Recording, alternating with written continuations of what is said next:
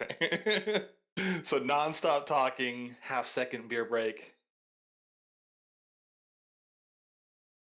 Sorry about that. Wow. Ladies and gentlemen, good evening. How's everyone doing tonight? We have ourselves a hype matchup tonight. The last week of our Swiss rounds. Uh, we have Dr. Cossack versus Error72. This is an elimination match. Whoever wins is still alive. Whoever loses goes home. My name's Vitasia, and I'm joined tonight by Woo Bear. How we doing tonight, Woo? We are doing awesome.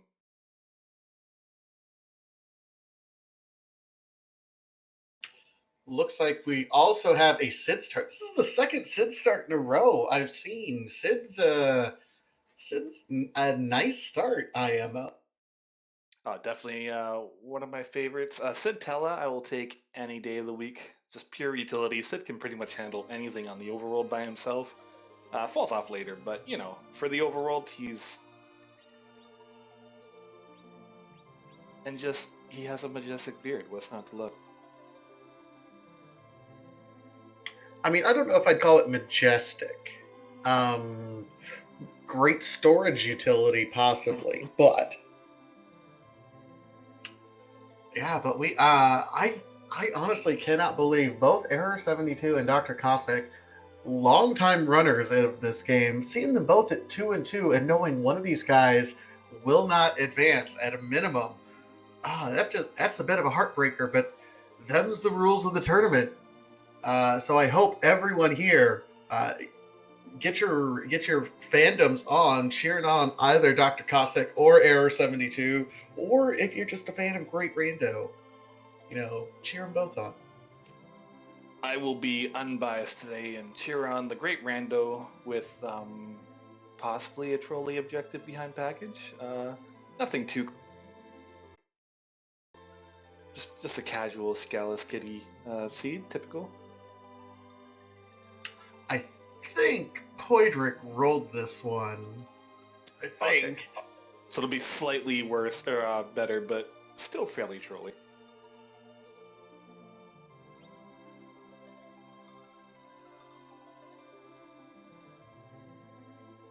Yeah, one of the nice things about this particular tournament, in addition to it just being a one-on-one tournament, so you're not racing a field, is those five random objectives that end up coming up. It really adds a whole new dynamic to this game than what it was even a year ago. And we have a Sid Kane start with a rat tail. There's nothing wrong with that beefy boy start. Now, lots of heavy armor, hopefully, to pick up. Kane is one of arguably the best character you can get. I mean, depending on how you like your setups, but he can wear the heavy armor. He can use some of the best equipment in the game, such as the Avenger Sword. Once you end up getting that, White Lances. He can't use like the Crystal Sword, but yeah, we're not terribly concerned about that most of the time. And we will see our objectives here.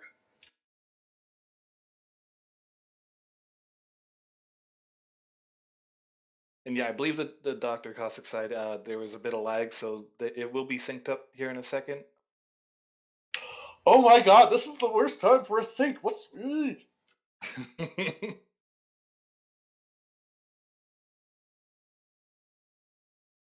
Now, all the love and a big shout out to Poidrick, who is doing our restreaming. Crazy man that he is.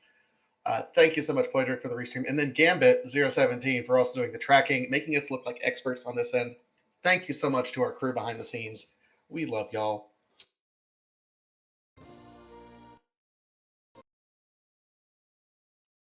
Anticipation is killing me. Oh, here we go. Or not. Oh, pause. Ah. Get Edge, defeat Mylan, defeat the elements, return the pan, and complete the Antlion's Nest? So we got a little bit of everything there. Character, boss, key item.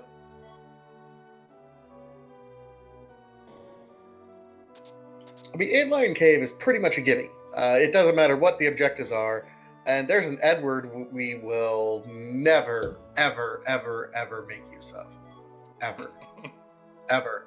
Inven somewhere is out there going, challenge accepted. There's actually been a few races so far in this tournament that people have done the Edward strats in, and they're always fun. Too hardcore for me, I think, but still very entertaining. Hats off to people who can do that. Honestly, I am on record as not being a fan of everyone's favorite, uh, floor mat. That's the word I was looking for. Floor mat. Floor mat works.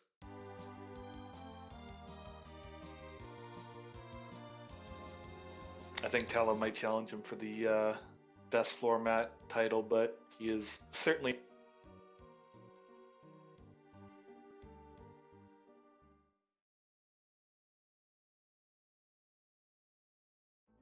So fairly similar routing so far, which is pretty standard. Nothing terribly useful in the Baron shop. I saw Soma drop in Thor Rages, which I don't think either player picked up. So maybe a Kanazo could be trolling.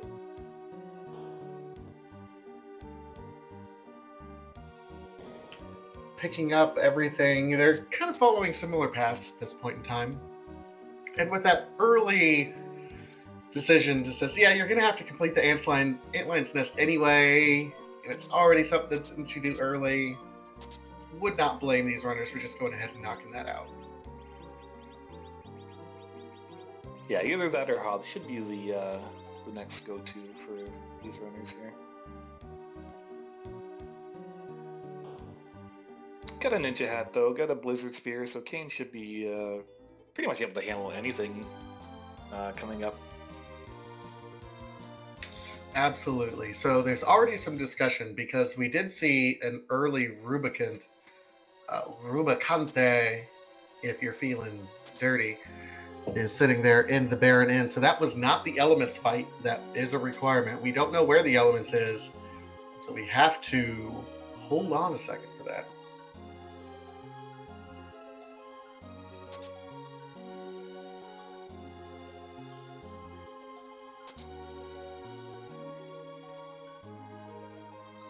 About to get our first look at the Hobbs character, and meanwhile Dr. Cossack is diving Antlion a little bit early. It feels he doesn't need the character or the experience.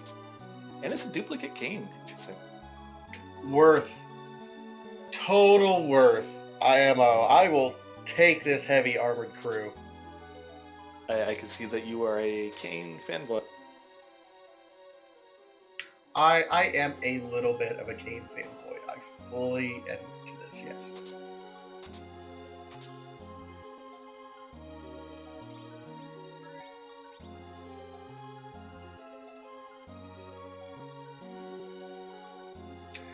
And yeah, we have Dark Knight Cecil, Pain Man, early on Mount Hobbs, so that's not going to come back and bite us later. That can be kind of a difficult boss depending on where it's located, but getting it nice and early. Oh, is this Mylon? It is. Okay, there's another objective. 2 What? For 1. What? Cheap. I mean, great. Cheap.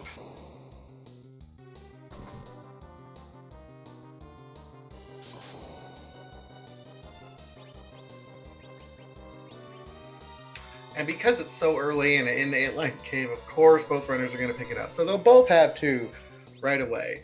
Already knocking out the double character means, we'll see where Edge ends up being. That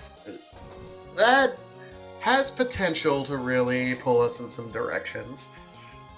Elements, I think, is what people are really looking forward to. And then returning to Pan to Young's wife, that's because you have to smack him in the head first and then return it.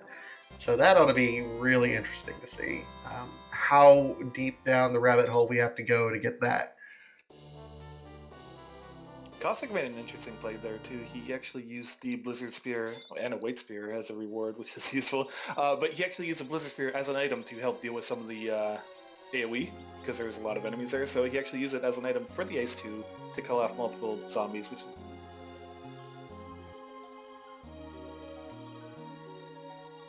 Early Blizzard Spear, real early White Spear, double Cane. This is a Cane lover seed. Absolutely. All your Ables, stay away. White Spear also has a fun item use where you can cast Holy with it. Not usually better than actually just attacking with the White Spear, but it's fun.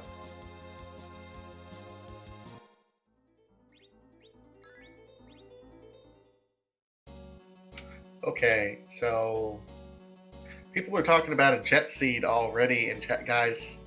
We have a long time before we can call anything a Jet Seed. Also, for the record, Jet Seeds are not named because jets go fast. Jet Seeds are named after an actual randomizer runner in the Link to the Past community named Jet082, I think. Anyway, he goes really fast. So that's why they're called Jet Seeds, is because they're named after a character, not because jets go fast. I did not know that. The more you know. Do do do do.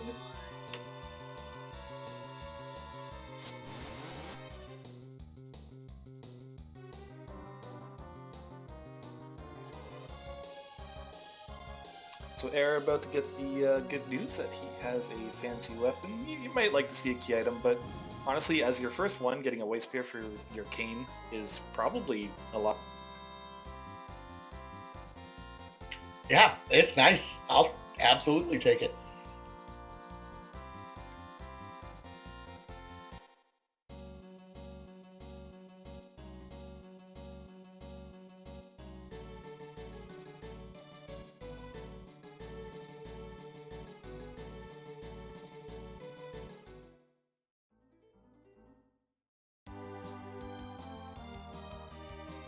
All right, so both runners are kind of, I mean, they're effectively neck and neck. They have completed each other's steps. In fact, look at this sync. We are both heading into Fabul almost at the same time.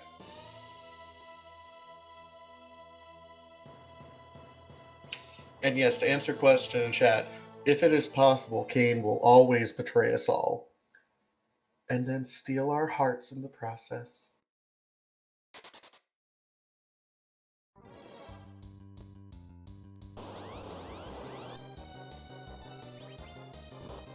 Oh, shout out Dusty Griff with the raiding party. Also, I want to give,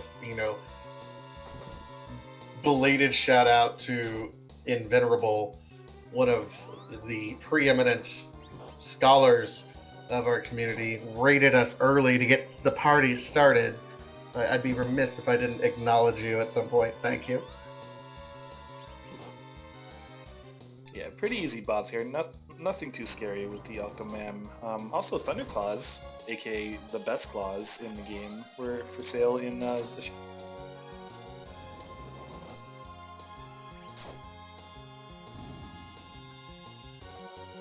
Cat Claws. Not even close. Thunderclaws are where it's at. I mean, there's so many enemies that are weak to lightning right around the same time that you get them to. Yeah, and I'm not that they can use it, but they are fighting one currently. All right, King, what do you have for us? A tower key. All right. I always like to see those key items that let you not double dip something, pan, tower keys, things like that. It's always a headache when you have to do tower without the key, or you think about doing the play without the key.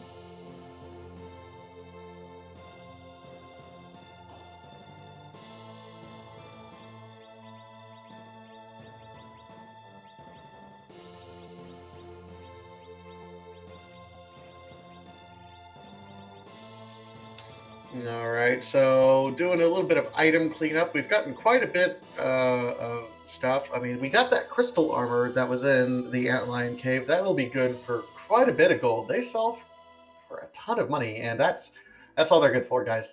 Don't ever equip the crystal armor if you can avoid it. Yeah, pretty much the only good crystal armor is a helmet. It's pretty decent. Otherwise, most of it's junk. And it's not that the stats are bad, but for those of you who enjoy this sort of thing, remember, crystal armor prevents you from zerking Cecil if he ever equips it. And Why would you have Cecil if you don't plan on zerking him at some point?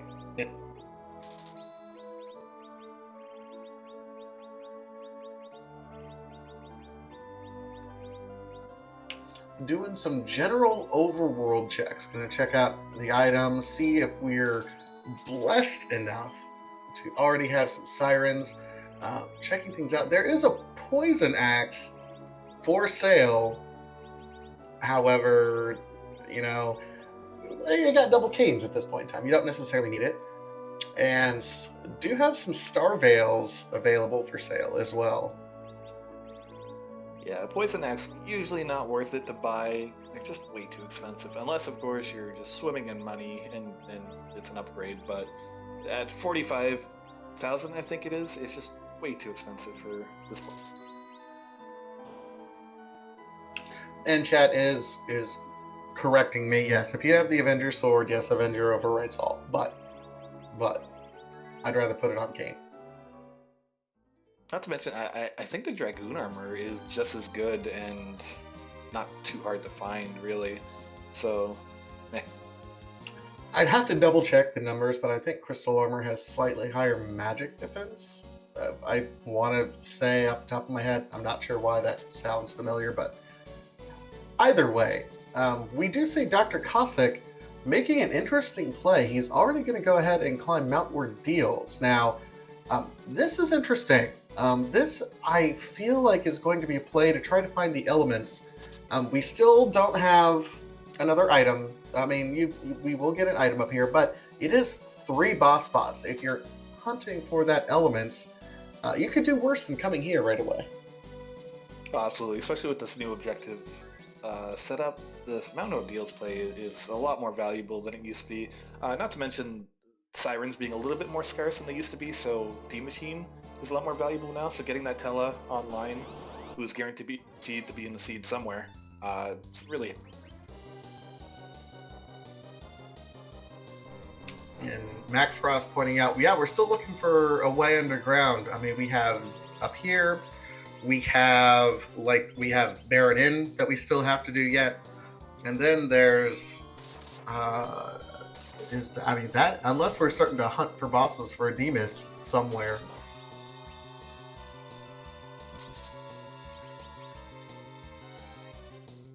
Dr. Cossack's having a very hard time trying to kill his own heavy armored party right now. They're just not going down to the physical attack. Oh, and instead of Edward, we get the Fabul Gauntlet. However, with the new flags and how they end up working, the Fabul Gauntlet instead pulls 5 random enemy encounters from the quote-unquote surrounding area. And in this case, we're expected to about be ready to go through the Baron Underground, so most of our enemies are going to be pulled from there. So 5 fights, and this is the second one. These can be some nasty fights too. You're expected to have some mages, you're expected to have a full party when you're about to go through here, and this is not an ideal party setup for this right at the moment. Error being smart and using that blizzard, because these are reptiles, and reptiles are weak to ice, which is pretty cool. Which is also the same reason that Kanazo is weak to ice in his non-water form. So there's a small fact. Yeah, Dr. Cossack's really struggling here. Let's see what he decides to do. Yeah, he's going to turn on random encounters. Yeah. I don't know if he's going for a grind or if he's going to kill off one of his characters to start. Maybe a bit of both with that encounter, because this is a pretty high XP encounter.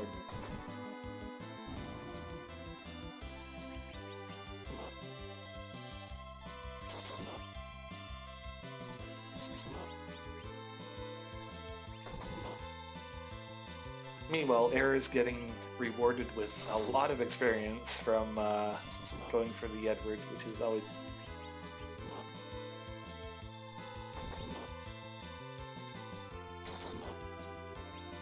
They are trying their hardest. Okay, Dr. Cossack realized, hey, it might be easier if I kill off a Kane as opposed to my totally armored up, high HP Sid that I have going on.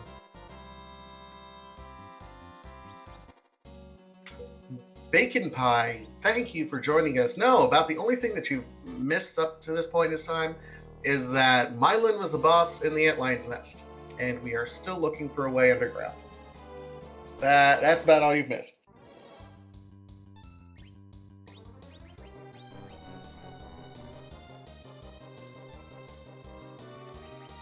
Alright, round 3, first plague.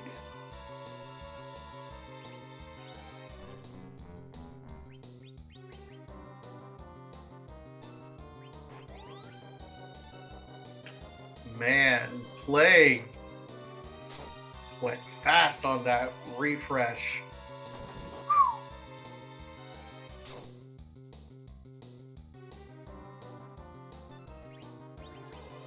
Yeah, I think he's got it in the cycle now. It should be fine. And we're about to see what we get here for doing the Gauntlet. And it's a Magma Key, so underground. Oh. Getting rewarded. Yeah, but you have to carry around some dead weight. That's alright. Yeah, Cossacks is saying no thanks to that plague right now. Probably heading over to the Baron Inn. Gonna be checking out that Gauntlet, being fan.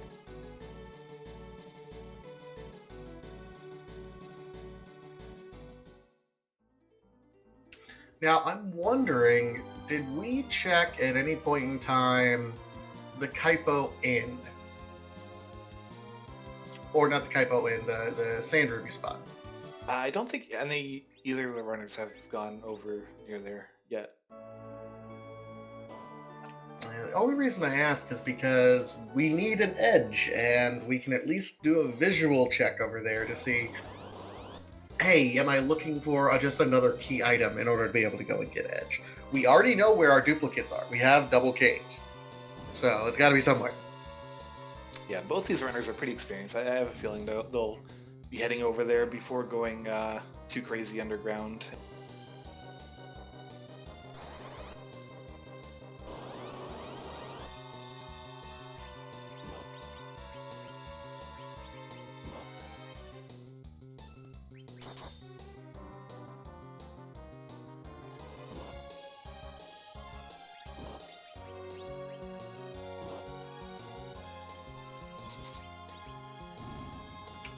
Doing our last couple checks, checking armor shops. We have just a crew of heavy armor users and a doormat. So, we shall see. We are going to be a little armor starved here for a bit, I think. Yeah, it looks like Air's only checking the armor shops when he's going to these towns too, so I have a feeling they are looking for a cursed ring, which is available in any shop in this flag setting. I believe you are right.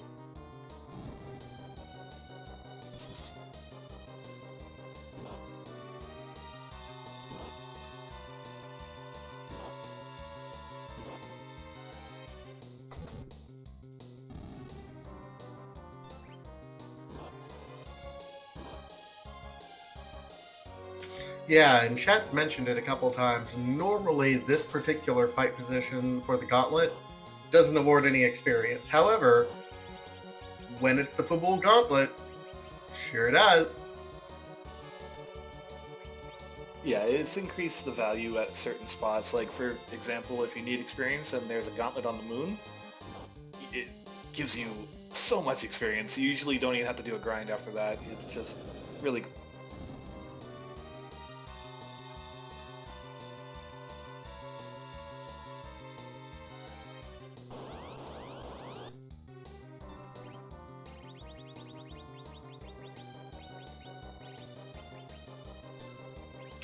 And our dwarf is a medical photographer. That's terrifying. I don't know if that's a licensed profession. Might have to investigate that dwarf at some point.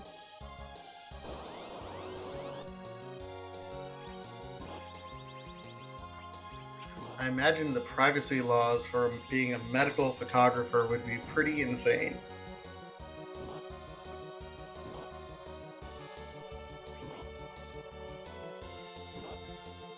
Fair enough. Max Ross telling me that is a legit job, so I won't comment further.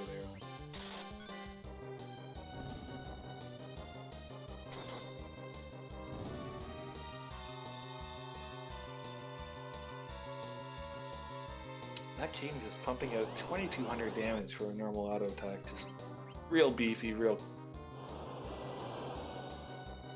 Well, and I think it's Blizzard Spear Kane who is smacking around enemies that are weak to Blizzard right at the moment.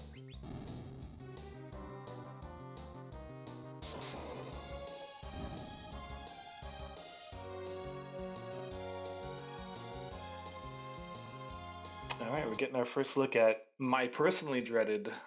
These are my most hated bosses down here. Leviathan and Ashura.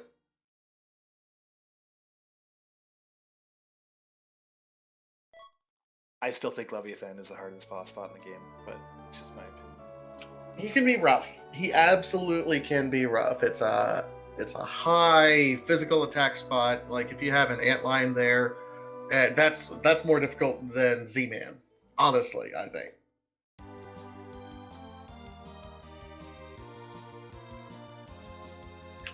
But unless they're free, I don't think we're going to kill them. I think we're just going to take a peek, and if it happens to be elements, nope. Oh. I mean, not bad. Not horrible. No, we got CPU can be for. Go ahead, sorry. I was done. No, I was just gonna say we have the dialogue boss in Dr. Luge over there, and CPU is always pretty much free, just really annoying to fight. You never really want to see him, but what can you do? He's kind of an endurance fight. Like, you just have to be able to survive because you're going to get smacked with that percentage damage laser quite a bit. That being said, they don't have a healer at this point, so it might make it a little bit harder. I have a feeling Dwarf Castle's probably going to be getting checked here soon for the next character.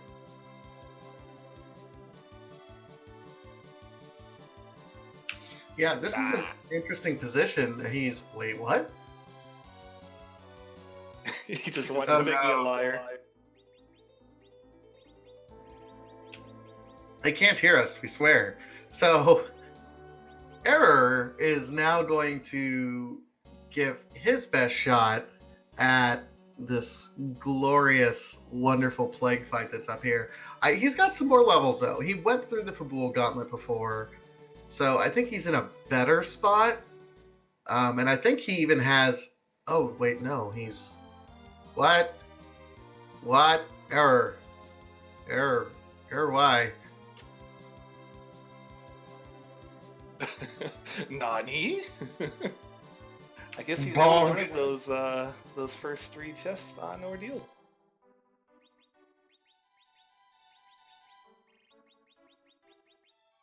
It's interesting because, you know, the normal... What I see a lot of people do at this point in time is you go up, you at least talk to Young, and then go and talk to his wife. But you're probably hoping to only make one trip through that self cave, so you're holding off until you get the pan to go actually talk to him. That's kind of my curse. I usually try to put it off, and then I put it off for too long, and she always seems to have value till it 1, so it's really something I gotta get over. But also, I was gonna say, Error, honestly, a couple jumps from his canes should be able to take out Plague, because it is weak to air, and his spears are air elemental, so it should, a couple jumps, take him.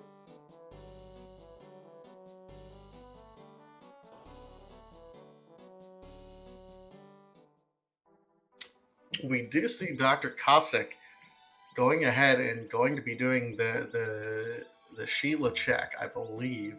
Now, it's, you know, he's biting the bullet and doing that. You gotta wonder in the back of Dr. Cossack's mind, this is effectively an elimination game. If you lose this match, you're out. Full stop. And having wasted, you know, 2 or 3 rounds trying to get past that plague, Gotta wonder in the back of his mind, does he think, I have to make some gambles now? He thinks he's behind and he has to take a chance and go full on into something because he knows he's wasted time. Yeah, the good news is it wasn't a super long check. It's not like he had to walk anywhere. It was just a few spots back to play again. He died fairly quickly in it, so he didn't waste too much time. But still, you definitely need to have some sense of urgency after failing a boss.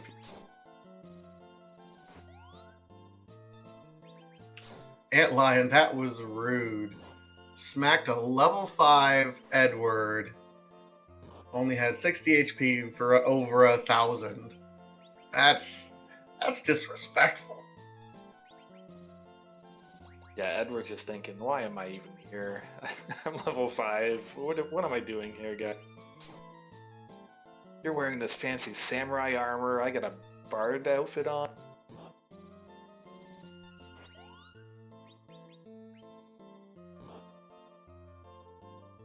Ah, Cossack's being smart, using the poison from walking down Sylph and Feymarsh to get all his characters at 1 HP. Shouldn't have any issues killing off his characters now. And he gets the Star Veil trick off, so that's just 100% free now. Good for you. At this point, wouldn't you just be well, I guess you can't hide Edward right now because it's boss bit, right? You can still hide it. I'm not 100% sure the timing on the reflected countdown. It doesn't work on RA1, and there's some other weird quirks about it, but technically it is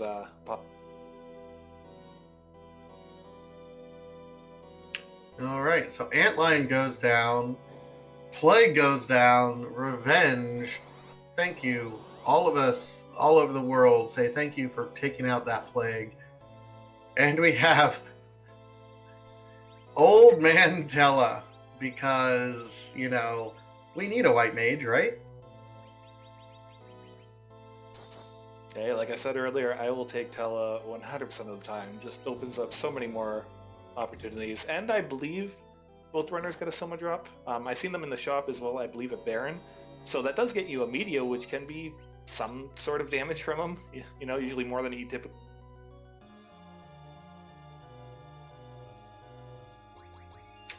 And we have the Doom Noodle, Ogopogo, over here on the second half. Lots of lunar bosses hanging out on Mount Ordeals.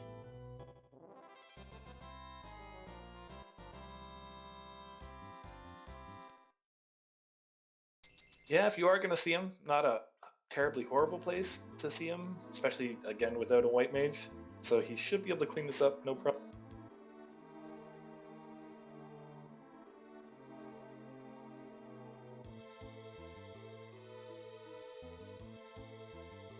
That's also a new one for me, the Doom Nudes Noodle. I like.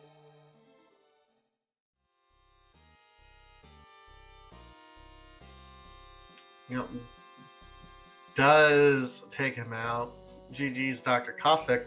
Meanwhile, Error is going to show us what's around Luca's neck. And we get the pan. Well, we know where Error is going right away. That's a great play. Dr. Cossack did not put that off. Error delayed it just for a little bit and is rewarded for his patience. Yeah, that's usually why I like trying to avoid it as long as you can. I probably wouldn't do like Akila's Tower over checking Akila, but definitely like Dwarf Castle is one of the first stops I go to when I'm dead. And the Darkness Crystal is on Mount Ordeals. Oh no. And another Moon Boss.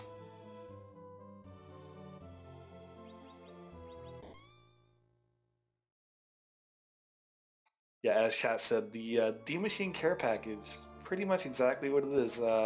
Darkness Crystal, getting Tella his spells, now he just has to go find Tella, and I'm pretty sure we're going to be seeing a D-Machine grind, maybe on both sides.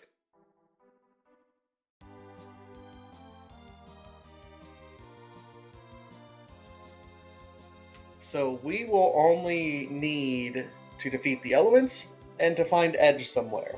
And keep in mind, we haven't seen any of these runners do any sort of boss checks in the Mist Cave or in the Watery Pass either.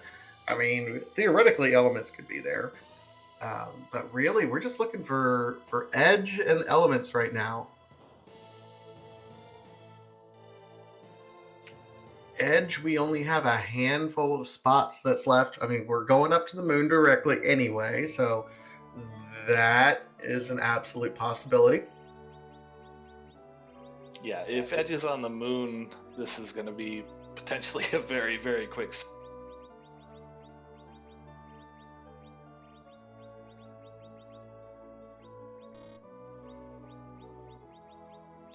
Error, getting hit with the dreaded inventory boss, not what you want.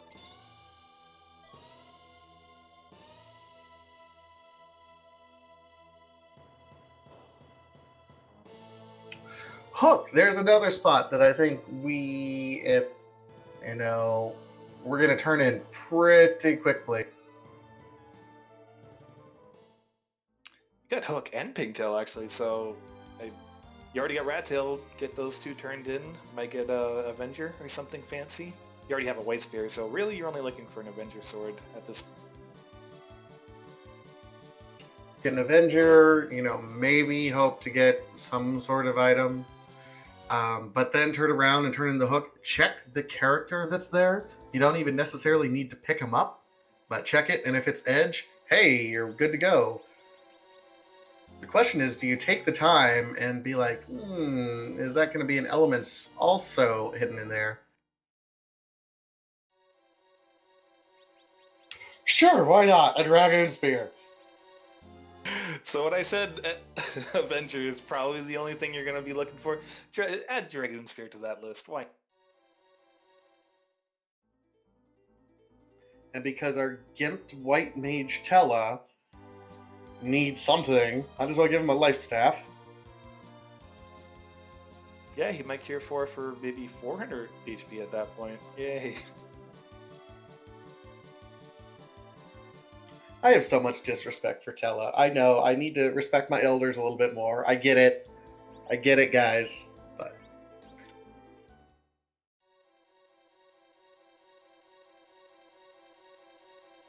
I'm a little bit sad Dr. Cossack isn't checking Dwarf. I mean, he might just be going up here to check the character on the moon.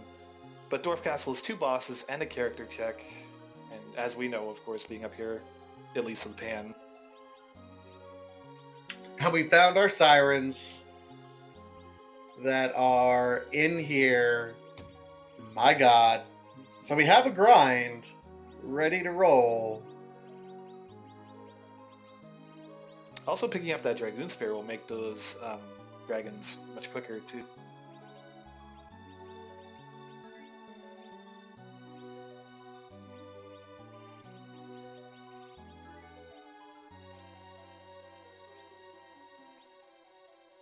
Didn't get her edge, but I would never be sad with seeing a Palom join the party.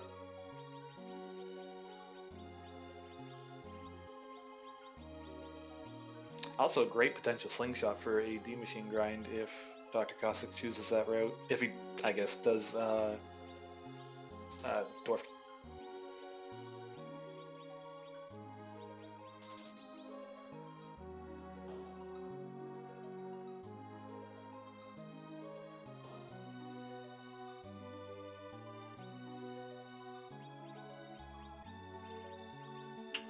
Yep, and Dr. Cossack is immediately returning to the Earth.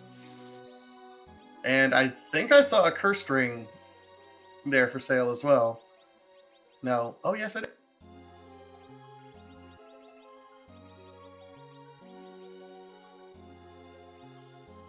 So, yeah, that hook has really paid off for Error following that. It can only get better if he ends up finding Edge right here.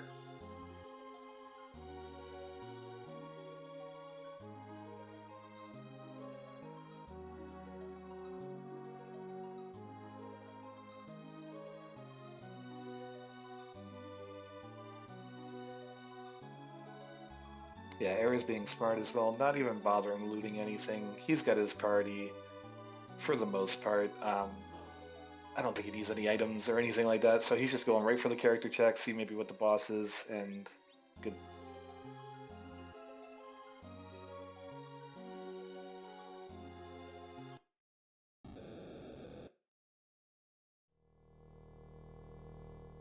That is a water hag and a porum.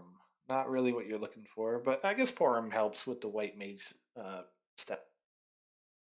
Man, if you're committed to the D machine grind, you pass on the Porum. But man, I need a white mage. I am super nervous if I don't have a legitimate white mage. Oh no, I 100% kick out Sid here. Keep the Canes for the Zeroma's fight, porum for the healing, Tella for the. I guess I'd. But Sid, he's not going to be lasting too long. Yep. Kicks out our favorite floor mat.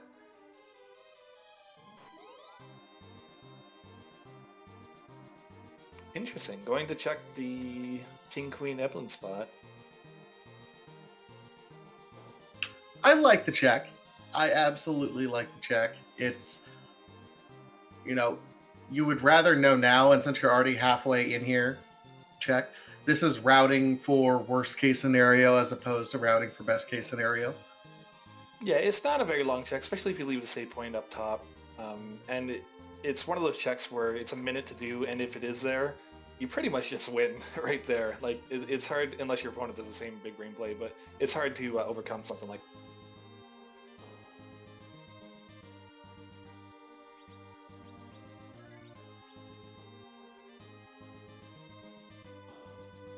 I do wonder, I mentioned a little bit earlier about drcossack and him spending so much time on ordeals with those early plays that he had to backtrack for.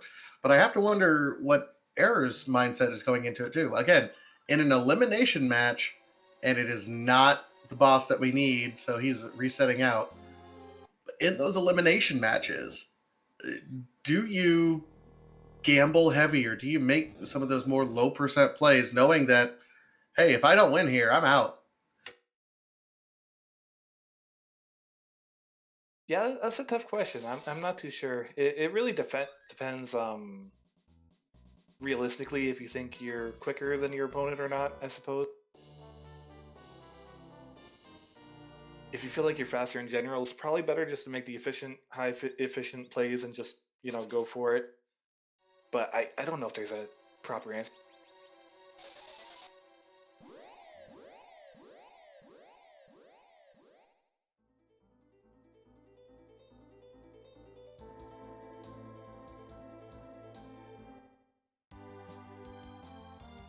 Yeah, I don't think. Oh, sorry. Go ahead. No, go ahead. No, I was just gonna say I don't think the King Queen Evelyn check was like too crazy of a check. Like I said, it was pretty quick, and nothing too long to do. So if it is there, like I said, it's pretty much enough.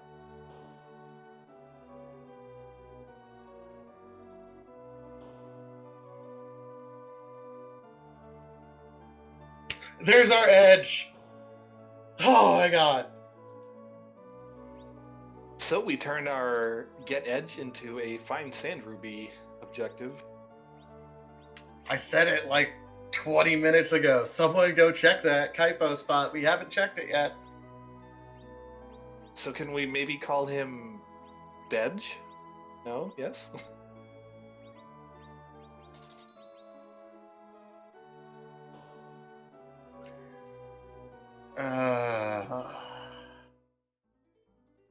I'll take that as a confirmation that is a great name. Come on, we got Edward. Now we got Bedge. I think it should be canon. I like the fantasy world you have built in your head. I'm hope you're happy there. It's getting better day by day. So the way we're setting up now, I mean, we haven't done any of Tower of Zod yet.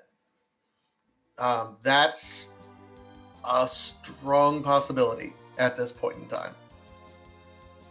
Because, I mean, we have 2 checks in the tower because we got that early tower key. Plus, we have now all of the moon that we know we have access to. I mean, what would you do knowing what we know? Would you try to go up to the moon knowing we're hunting for a boss in the elements and we're hunting for a sand ruby? I think Moon is 100% the play. Eric doesn't have Darkness Crystal yet, which is still something that he needs to find. But like once you get Darkness Crystal, I think 100% the play is the D Machine grind, because all you need is a cane. They already got big weapons and the Porn for healing. Really, that's all you need. And then immediately check the Moon bosses, because there's a ton of them up there and a ton of key items. So I definitely think Moon should be the play. Oh, and Dr. Cossack is in the tower, so he has made a fool out of me.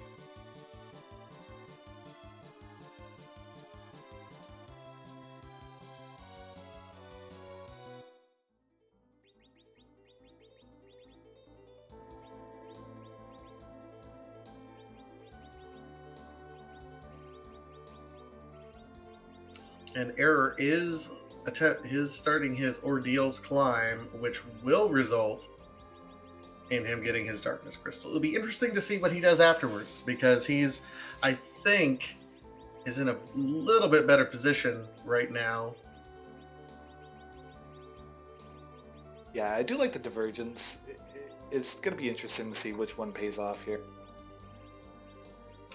Dr. Cossack, though, he's got to get to Dwarf Castle at some point to get, I'm sure the heaviest necklace of all. I don't know what would be heavier, either a giant machinery piece of equipment in the hook or a metal frying pan hanging around your neck, but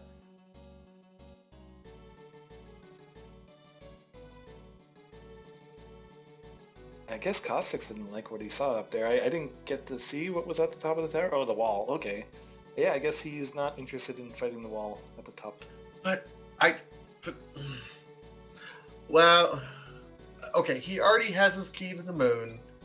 He is not... I don't know, he should still be looking for Pan, though. Like, that confuses me. Yeah, it's a little surprising. It's not too hard of a boss in that spot. You're still needing Pan. You're still he doesn't have hook. Of course, he doesn't know that it's down here. But I think he definitely could have taken that fight if he wanted to.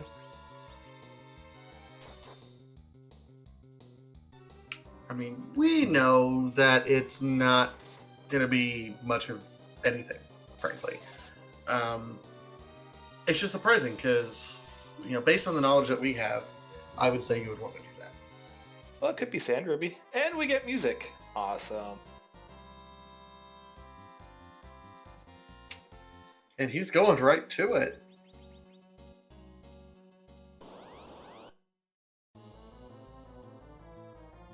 He is a man of the people, champion in all of our hearts.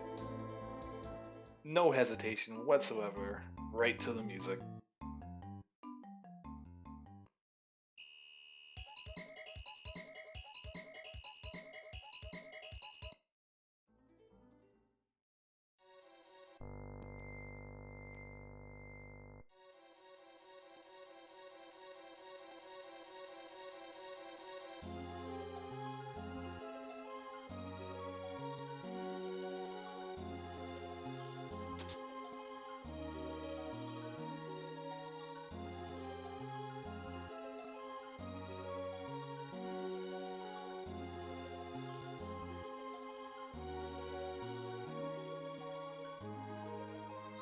And Error on the other side, taking down Ogopogo, the Nope Rope, the Nope Noodle.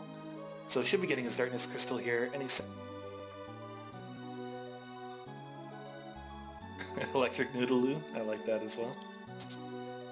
Okay, that's slow clap, Light Phoenix there for that one.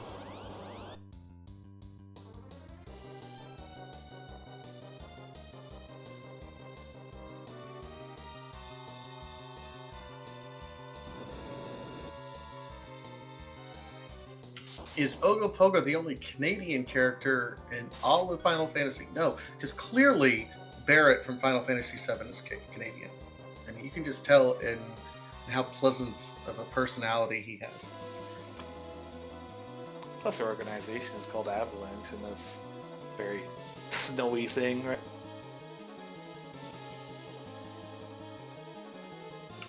That being said, I think we're going to calm down and prepare for these dulcet tones.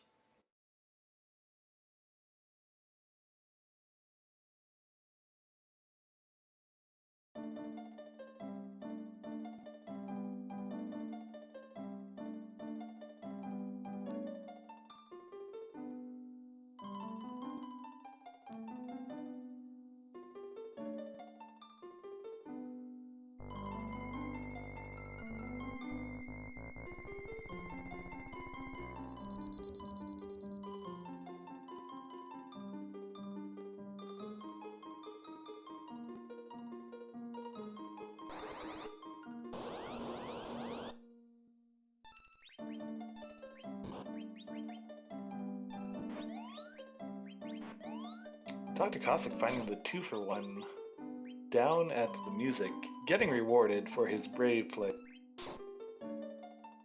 Yeah, Demas, that's well worth the price of admission, as well as getting some nice FF1 tunes.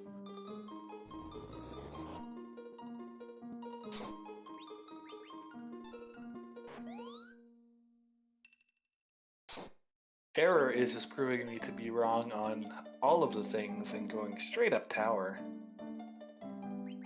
And to answer a question in chat that has already been answered, but in case anyone watches this again later, yes, crazy.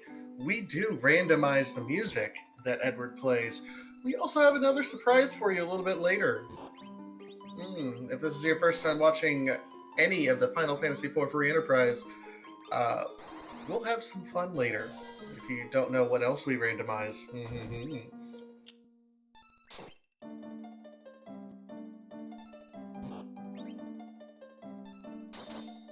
Chat, do me a favor, don't spoil it for him. Now, we randomize a lot.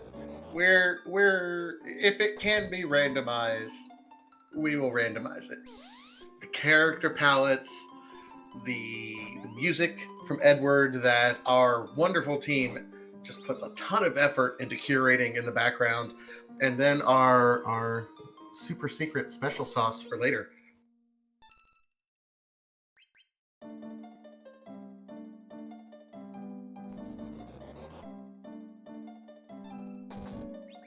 Yeah, Error, no hesitation, going right into that evil door fight, so we'll get to finally see what is behind that door.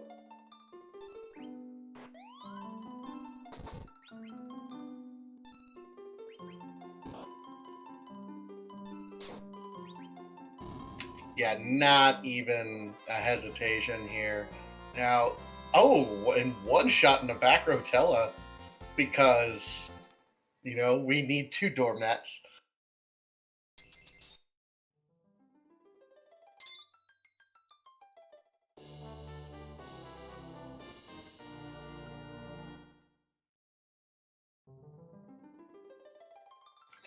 Earth Crystal, which that could be interesting.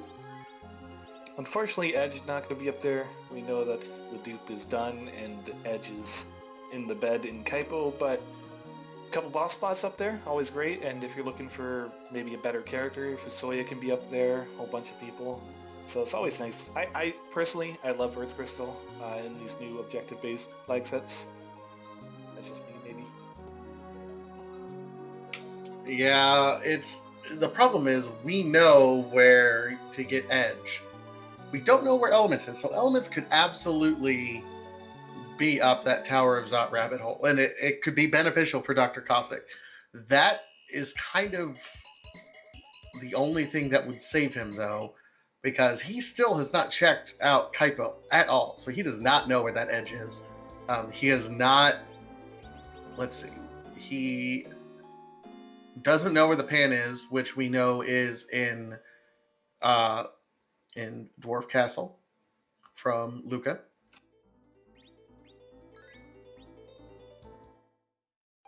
Stardust Rod at the top of the tower. So, absolutely worthless for Error's party right now. Yeah, great item. Not really what you want to see up there, and not going to help him really at all right now. Tella, not going to get much use out of it. And Dr. Cossack, at this point, once you've gotten to a certain point when you're running around the world, you just kind of have to follow the rabbit hole. If you've made the gamble, you gotta kind of finish it through. And that's where Dr. Cossack is at right now. He's following a chain that's going to lead him to an end somewhere. Whether it's a good end or a bad end, we don't know. He still hasn't checked Demist either, so we'll see if he remembers to do that. Usually if I put it off too long, that's something I definitely forget to do. So do you have any guesses on who the two characters are going to be up here? At this point, I'm gonna guess Fu and Cecil. Answer the question in chat. We have seen the duplicate. It is Kane. They both found him on Hobbs, I believe, and they're both using him. But I'm going to go with the lovers, Cecil and...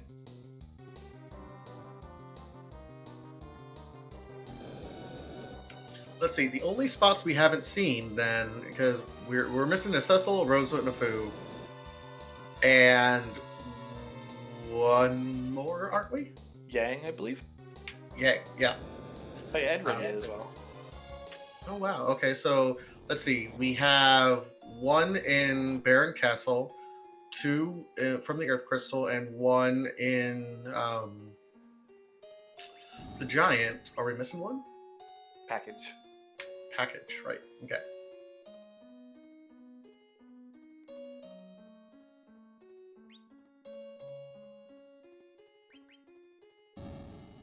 Yeah, the answer chat. Riddy has not been found. Palom was... Dr. Cossack went to the moon, picked up the Palom. Error has not been up there yet, so he has not seen the...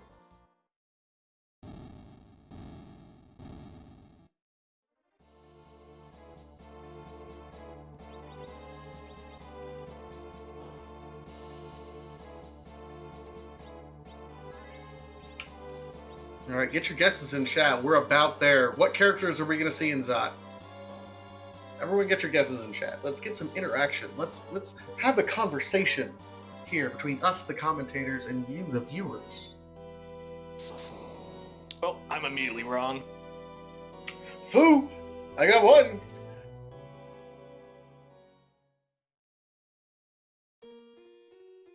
Yeah, now everyone's saying Fu is one of the characters. That's cheating. You guys are cheaters. That's nice. That's a white mage, and I don't think Dr. Cossack had, he hasn't gone and checked. Oh, Fu and Rydia, okay. Well, now's your chance to decide if you want a Reflect party or a Berserker party, or I guess a hybrid.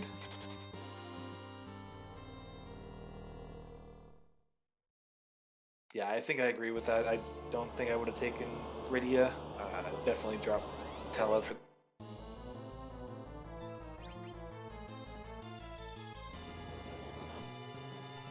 I don't think anyone called it though. I saw a lot of Foos and Rosas and Foos and other people, Cecils, but no Fu Rydia, so sadly no. We do have a vanilla Vivalas though.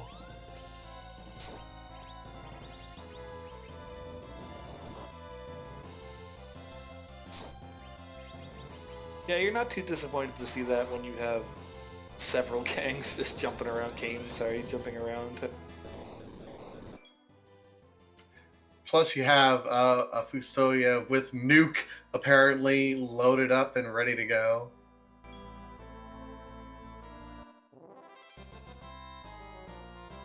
Yeah, potentially one of the harder bosses, just absolutely destroyed.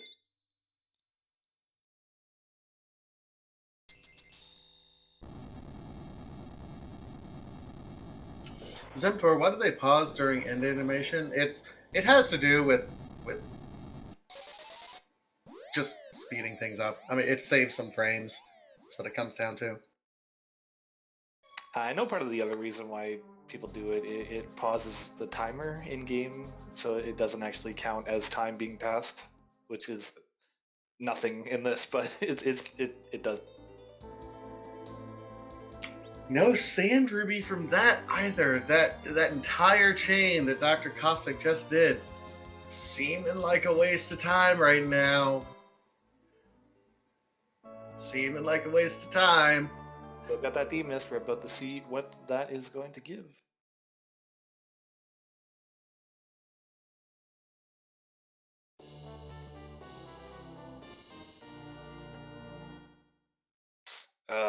Hate to see it.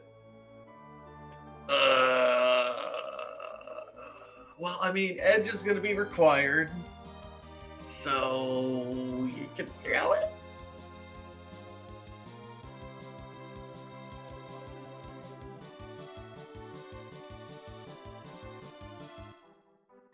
And this is why, whenever I'm playing casually, I'm going to turn on Edward can use the spoon. Because if I'm going to have a worthless doormat, he's going to make people pay for wiping their feet on him. Oh, there's nothing more fun than Spoon and Adamant Armor Edge just absolutely tearing through the seed.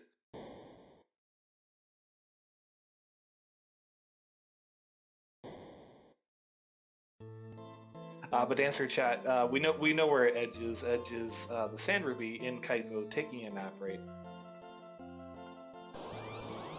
Yeah, so right now it feels like Error is on the right path.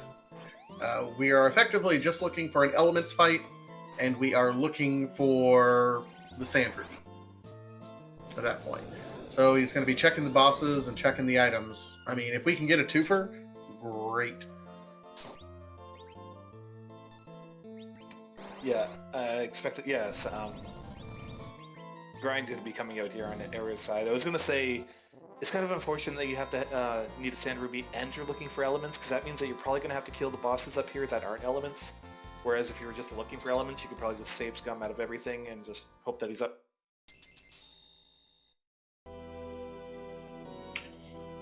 Now, if you end up finding it early, then you absolutely just go back and start save scumming.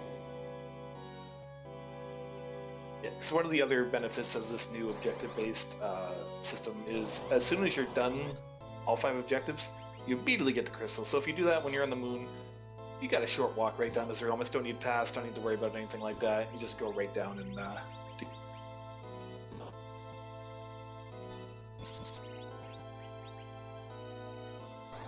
that's good. Good point by Mr. Bus Driver. I don't think either of the bosses in Famars were killed, correct?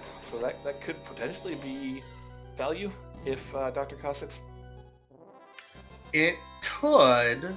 Neither of them were the elements fight that we were looking for, but that is a possibility.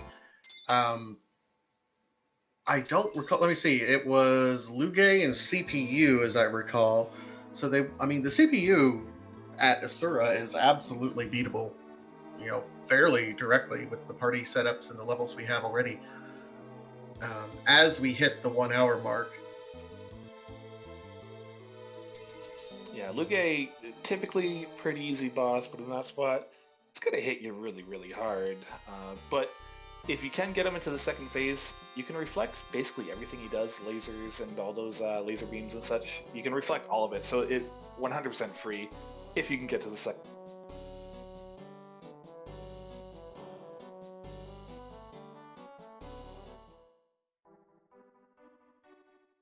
And never mind, we find it. We find it immediately in elements.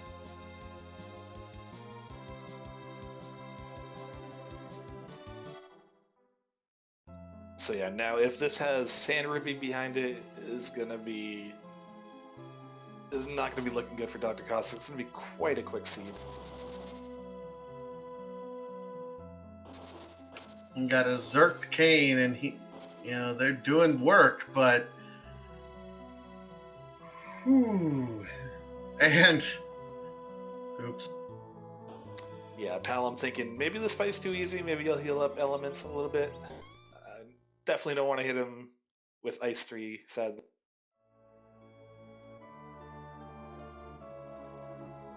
I remember Error did purchase just a handful of sirens. I don't think he did one grind, but he didn't do a ton. He may end up backing out of this before too long and resetting out. He might be healing Mylan directly again. Yeah, I think it was a misclick last time. I think he queued up Fire 3 this time. Unless he thought he was going to get it into Rubicon spot. Yeah, so, yeah, okay,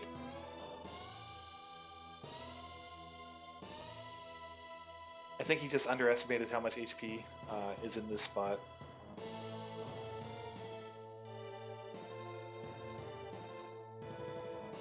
So yeah, that was beautiful timing on your side with that Ice 3.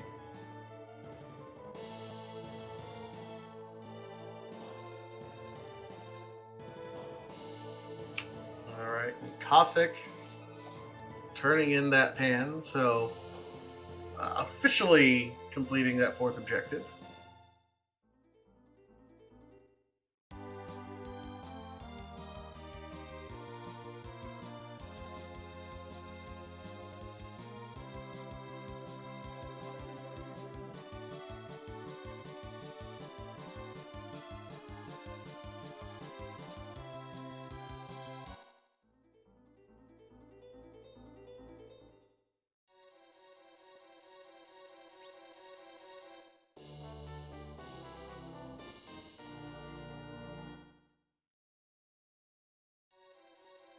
Question in chat. Curse status, I believe, lowers your defense by half or something like that, and your magic defense, I believe, as well. It's something to do. Usually, it doesn't come up too often where it makes an impact. Oh, and he squeezes through that round. Does complete the elements. It's a legend in Zeus Gauntlets. Okay. Yeah, Zeus Gauntlet's premier item, one of the best for the Gauntlet slot. And I think he was going for 10 key items possibly before he wanted to do his grind. He's at 9 now with that Legend Sword, so he's very close.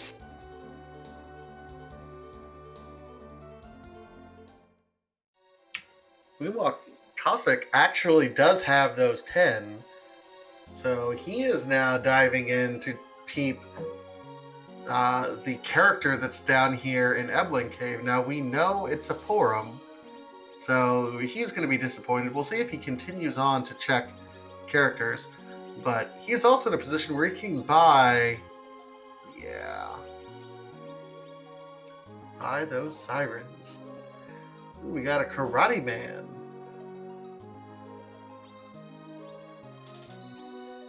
We got a very fast Karate Man.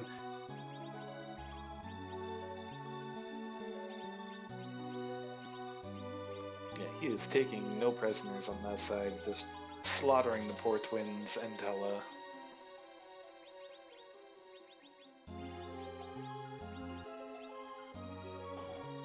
Tella's used to it at least, but the twins are only 5 years old. They'd be nicer, Karate Man. Are they canonically only 5 years old? I believe they are actually only 5 years old.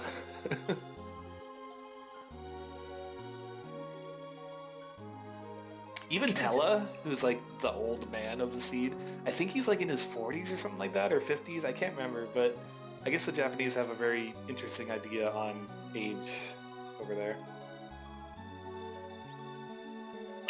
What kind of elder says, "Here, let me send these 2 twin 5-year-olds to go spy on this guy who just slaughtered half of my people"? Yeah, it's an interesting question. I don't know.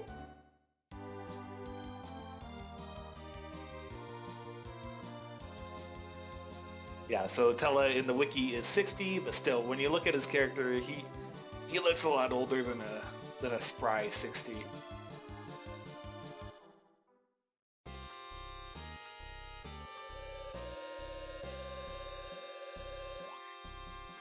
We also got to remember, guys, this was in the early 90s. Like, if you go back and look at what 50-year-olds look like in the early 90s, they look like, 50 then is like 70 today. For real.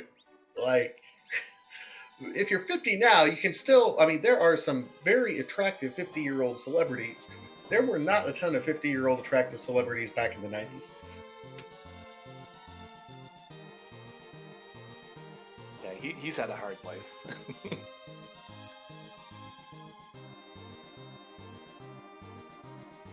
Also, since we're getting completely off the rails on bios here, if you look up the weights of these characters, like Cecil is like 40-something kilograms. Very, very skinny boy. He's not very beefy. I think Kane is somewhere around there too. Yeah.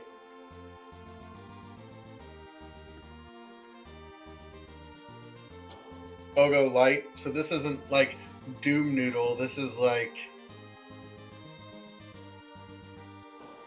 Squee Pasta or something. I don't know. I'm horrible at coming up with names on the fly. Nope Noodle, more like maybe Noodle? Huh? Ow! Unless you're Tella. Yeah, again, Tella's used to it. That's his preferred spot on the ground there.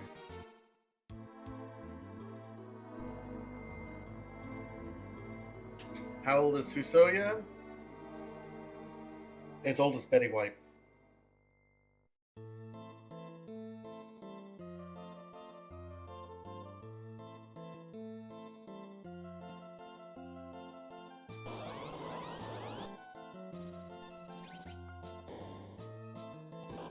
Legless lasagna. Now we're just getting out of control in chat. Mildly annoying overcooked spaghetti. I see you, Margaret Ann. I like it.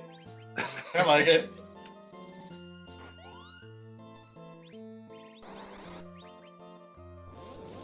Dr. Cossack coming back and saying, maybe I should have killed the evil wall.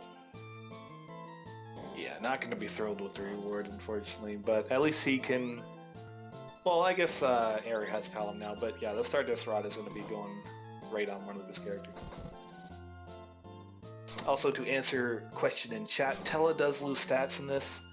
He loses strength and vitality as he levels up.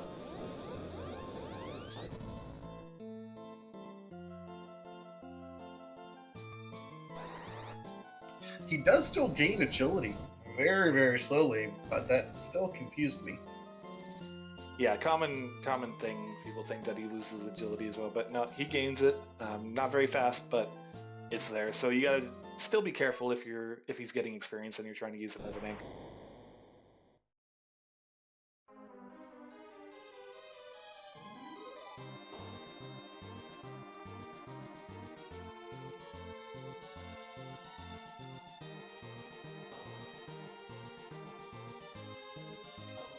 So at this point, see, we got a power rogue on Error's side, so he is just systematically going through boss by boss, saying, please, please, I know where Edge is.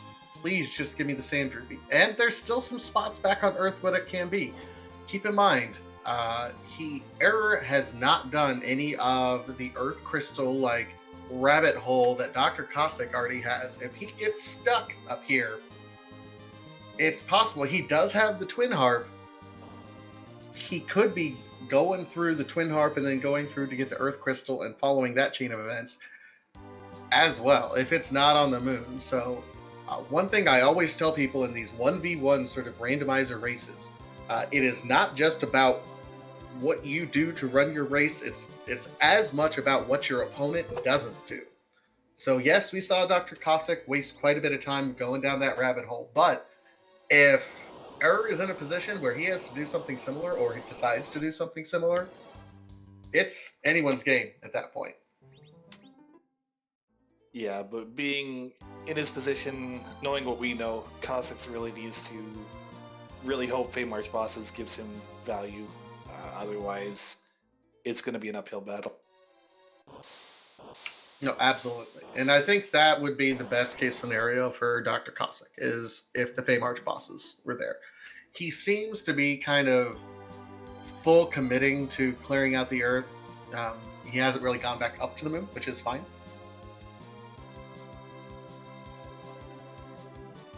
Has he checked Kaipo yet? No, he still hasn't checked Kaipo. Still hasn't checked Kaipo. This saddens me.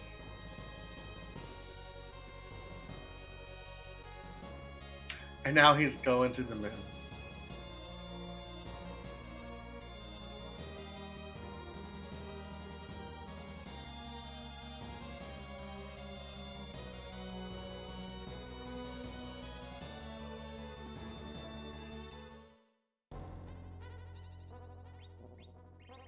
Yeah, so he's probably going to follow a similar route going bottom up here.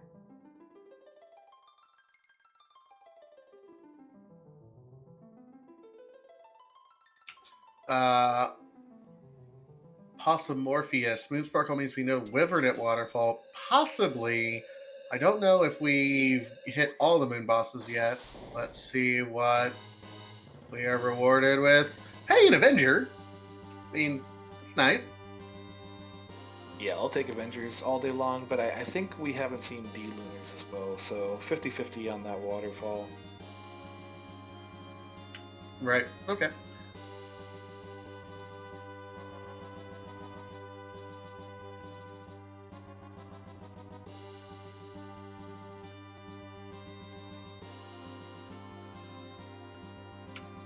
Blywind, we know what the bosses are. We don't know what they're going to give though. So it's entirely possible we are looking for the Sand Ruby because Edge is sick with COVID-19 sitting up in Kaipo.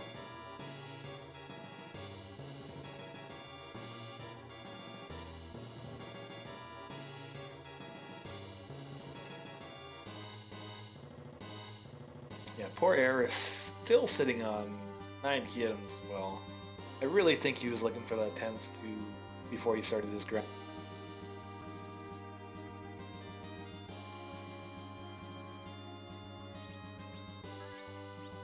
Well, he's got one more boss in here, and then also to check Bahamut for the Cave of Value.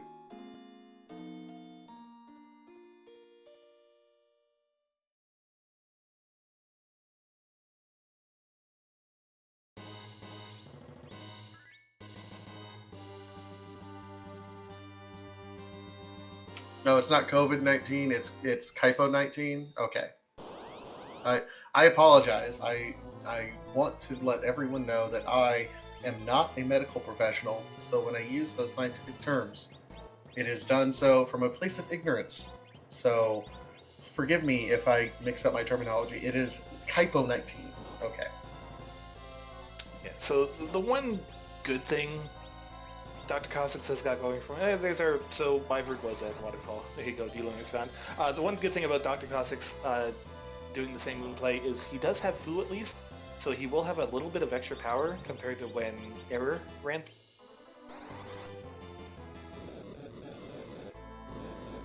True, he should be able to get through it a little bit faster.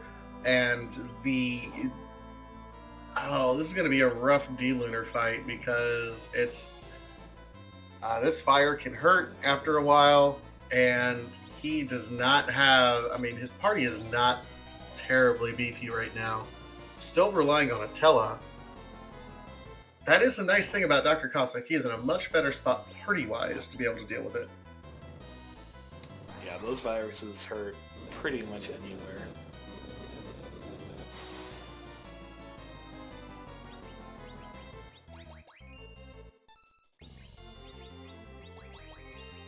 D-Lunar is just being real mean to the twins, but both being able to barely survive 80 plus HP. Still in danger of HP outing from the drain, but still standing for right now.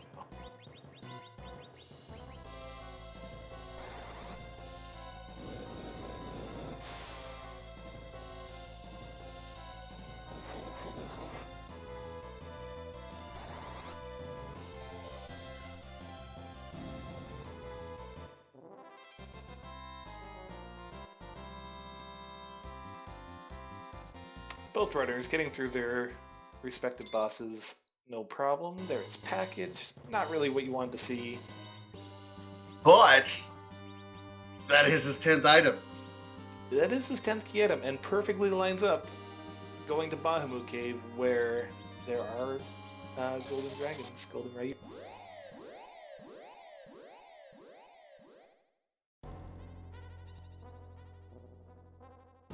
Dr. Cossack's immediately exiting out after seeing that Elements fight. I'm curious as to where he's going. He might be thinking about Giant? It's a risky play, but not knowing that Edge is at Sand Ruby on his end, I respect it. I can see the mindset if he does go. Do we know what's an Ogo spot? Yeah, we already checked that. That was a Power Robe. And it was Leviathan there. So we do have Error clearing out the Cave of Destiny. Yeah, it's an interesting play by Cossacks. Exiting out after doing the Lunar spot, leaving all the other bosses down there for now, immediately going to the Pale Dim spot.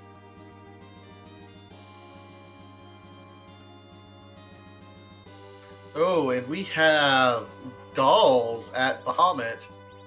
Dolls is always interesting because you don't want to, like, you want to try to kill them evenly, so to speak. And the blue dolls are actually susceptible to any hourglasses if you happen to have them. So you see, Error is pulling out an hourglass, and then the rest of it is just going to be like here, like he's casting Quake, which should kill at least the red dolls, and then everything else will stop, which will prevent Cal and Brenna from merging to form Cal Brenna. Yeah, typically a pretty easy fight, even without the hourglass, because this spot is divided by HP by a lot. Because all 6 dolls, I think, have half or so of the total amount of the boss's HP, and then the big doll has the other half, so it gets divided by quite a bit. So pretty much no matter what spot you're fighting at, they don't have very much.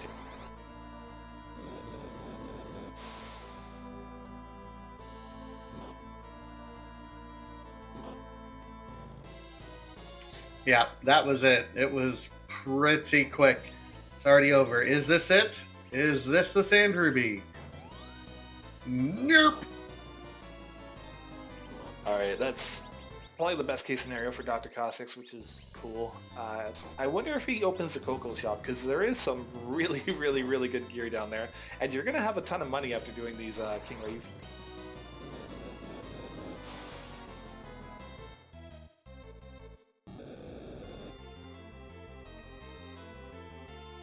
Yeah, about the only thing that's left that we haven't seen at this point. Feymarch, we haven't seen Sealed Cave. We haven't seen Baron at all, so including Odin. So that's a couple spots there as well. So there's still some possibilities here. The main one that we're looking at anymore really is going to be, I think the key to our entire future is going to be in the Feymarch. On Cossack side, we have a Kane last man standing. That D-Limmer got the breath off, turned 3 people into frog. Last jump does it, no problems. That, you feel, that tightens things up quite a bit, and you get a package. Again, though, he hasn't seen Edge at Sand Ruby, so he might be going to check that, and hopefully if he does, he might be, well, Kaipo's right here, maybe I'll check that too, and get the information that he needs.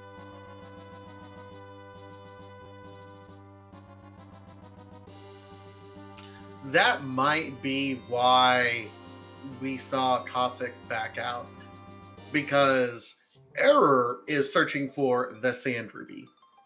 Dr. Cossack is still trying to find a way to go check to get an edge. Now, he's obviously not, he hasn't gone up to the Giant. He has that ability, so I think he's putting that up. He hasn't checked Kaipo for whatever reason. So, you know, he may be searching for Baron Key. Like, I don't know. I don't know what Dr. Cossack is doing. Yeah, I think that's what he's going to be doing right here. He's going to check back and see it's not Edge. Probably go check Kaipo. It's right beside it, so if you don't, you have to. I mean, it's right. Yep. Bacon Pie has a good suggestion. Cecil LaRosa at Package. What are your bets, guys? Or Young? Going, my boy Cecil. Have to. Oh, is he good? No, he's gonna check package first. Yeah, okay. No, he's not. And I'm wrong again. Rosa! Being slaughtered by Ridius.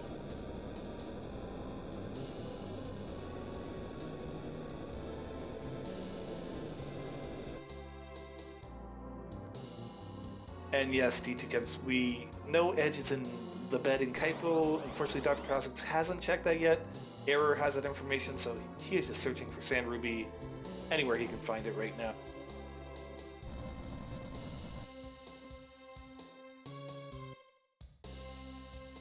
And Error going right down the Fey Marsh, and Dr. Cossack surprisingly not immediately resetting out of this fight.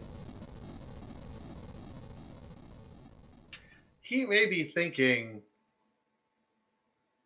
no, because he's got a Fu, so he has a white mage. I think he has Form as well, doesn't he? Or did he not get Form?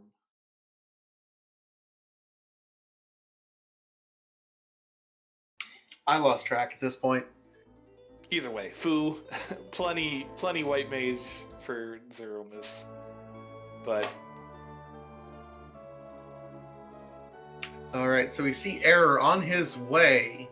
Looks like he has read the seed properly and decided, yes, indeed, we are going to be checking out these Land of the Summoned Monster bosses. Now, we have two. What's going to be interesting is if we get either the Baron key or the Luca key first. So I have this question for you, Sir Wu. If you get, for example, the Baron key from the first boss, do you nope out or do you go to immediately go check that, knowing that this is an elimination round, knowing that we are an hour and 24 minutes into this already? If you get a chain quest, a Baron key, do you nope out and follow it, or do you go ahead and kill the other boss? That's tough, especially with it being CPU. I think I'd have to kill CPU. I don't think I could leave it up and live with myself. All right, now I'm going to... Here's another curveball thrown directly at your head. You get it, and it's the Luca key. So now you have Baron and Luca. I'll Baron first. Double check, efficiency, all the way. Although Luca is quick, you're already down here. I don't know. These questions are too tough. Honestly, I think if I'm racing this, I don't even think about it. I just let my brain go to where it's going to go and then just do that.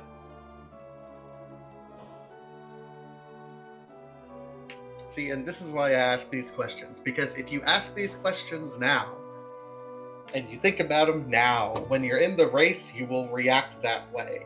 So you don't have to think about it later when you're under pressure.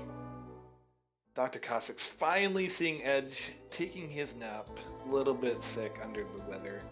But yeah, like Phoenix, as you say, Baron has 2 checks, but they're much longer than just running down to Luca, and you have to fly up there to get there, so I don't know if there's a correct answer to that question.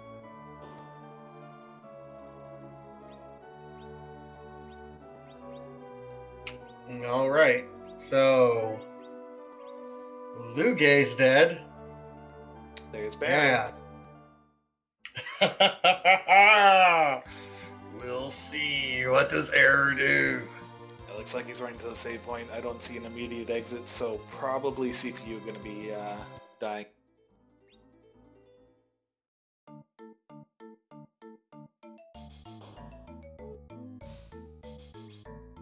Yeah, going back to the discussion, my gut instinct was Baron, but then I thought about it for a little bit, and I think Luca would probably be a little bit better. But again, It's one of those things where in hindsight, that's the correct answer, you know? It wasn't Baron, so Baron was the correct answer.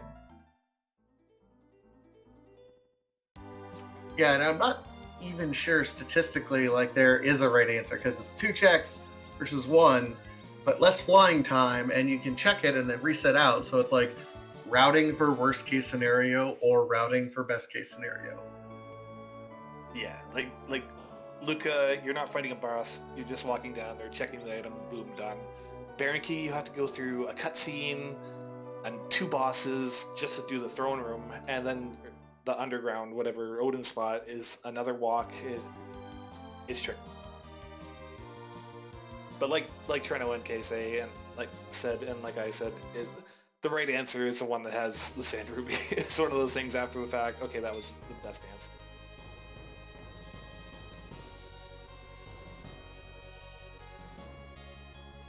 And Elka Flurry bringing up, that makes sense.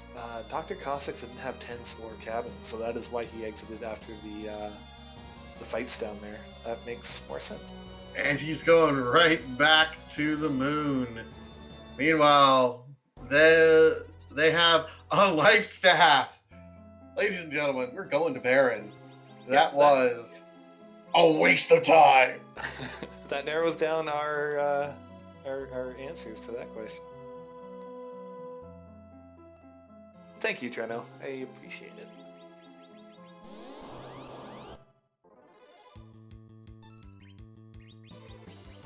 Okay, so next mind-blowing question. You're going to Baron. This is progression. Do you go right to the Odin spot and skip the throne room? Or do you do throne? Oh, right to Odin. Right Absolutely. to Odin. I like it. No question about this one. Because Odin, like, if you get it at Odin, great. Exit out, GTFO. Don't have to worry about any of those darn cutscenes. I don't want to waste my time. I already have the pass. I'm good to go. Now, the worst case, that just seems like a no-brainer play. If you were worried about levels, like if we were coming at this at like the 40-minute mark, and we're kind of in our early teens, late teens, early 20s, a little bit more equipment, maybe I'd consider doing the throne room first. But no, I'm going right to Odin right now. Now the age-old question. I've seen this done both ways in races. Both ways I've seen it done. You go to Odin first, big brain play. It has the item that you need.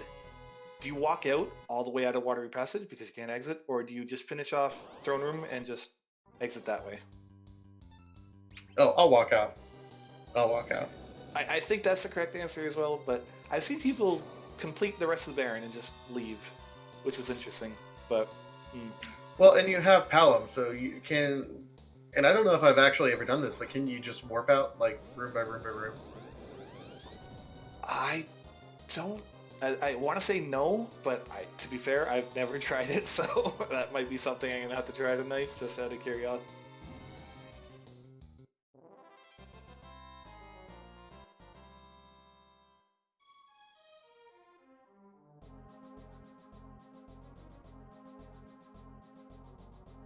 So what are you guys feeling in chat and my fellow commentator? Are we going to get Luca, or are we just going to get straight up Sand Ruby?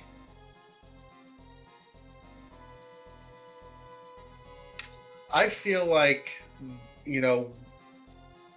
early on, and like at the very beginning of this race, we were looking over this list. It was like complete Antline's list. And Mylan was already there. And she's, what is this? What kind of jet seed is this going to be? God. And it was too easy. So I feel like we're owed a Luca key into Sand Ruby for a required edge. Like, I feel like the universe owes it to us. I think we have something that we're supposed to say required here. Is this even randomized? Yes, no? I've stopped memeing. Never. So yeah, should be no issues taking down Odin in this spot. Not terribly high HP, and it's already dead, so I'll stop talking.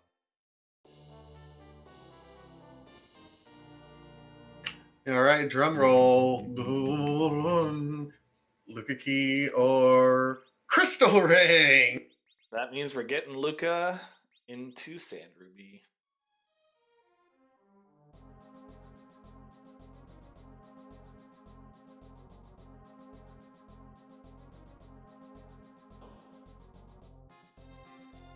Although you don't hate to see it, with that crystal ring and with a ninja hat, you can make your Fusoya a perfect anchor. Really not the best use of the items, but hey, If we had Fu, Error does not have Fu though. also a good point. But yeah, often overlooked, Crystal Ring does give you 5 agility, which is fantastic. Among the other several perks that it gives you, protection against dragons, tons of defense. Just one of the best items in the game. So here's an interesting spot that Error is in right now. Because he is going to get the Luca Key. We know where everything else is. He's going to get the Luca Key. If knowing what we know you need to go do the Luca Key spot. Like that's what you got to do. However, he still hasn't done the Twin Harp chain. Twin Harp to Earth Crystal to that run. And you're already in that part of the world. Doesn't it make sense to do that first, which would be a blessing for Dr. Cossack, maybe allowing him to catch up a little bit. Cossack, again, we've mentioned, has a little bit better party comp, has a little bit more levels. I think he's playing catch up fairly well, but it would require, at this point, Error to go do that Twin Harp to Earth Crystal chain in its entirety. And I wouldn't necessarily blame him for doing that either. At this, I wouldn't, just because if it was Twin Harp, you would probably expect the dot done by now, and since you haven't seen the dot done, I think you have to follow the chain. It's like we were saying earlier, once you start that chain, you kind of have to follow it to its end, otherwise it's just potentially devastating.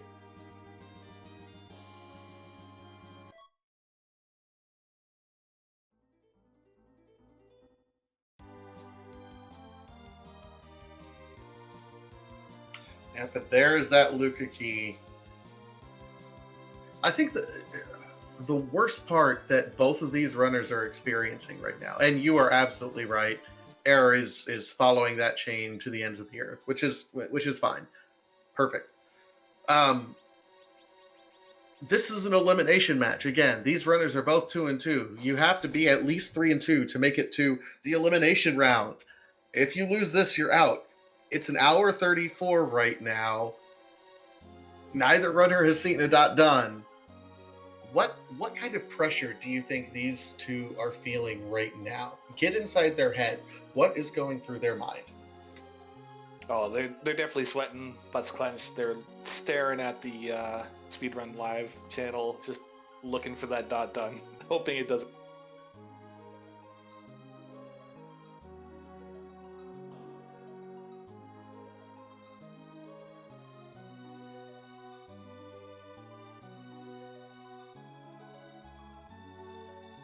Get cooped. You think their palms are sweaty? Are their knees weak? Are their arms heavy? Yeah, okay. Chat going right along with where I was going with that. Thank you. And you said you weren't memeing anymore. Look at you.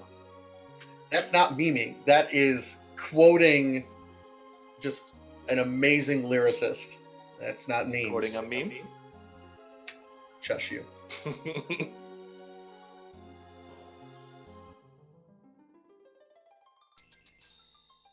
Can we get a vote in chat? Is that considered a meme, or is it just quoting a master lyricist? And there's a Sand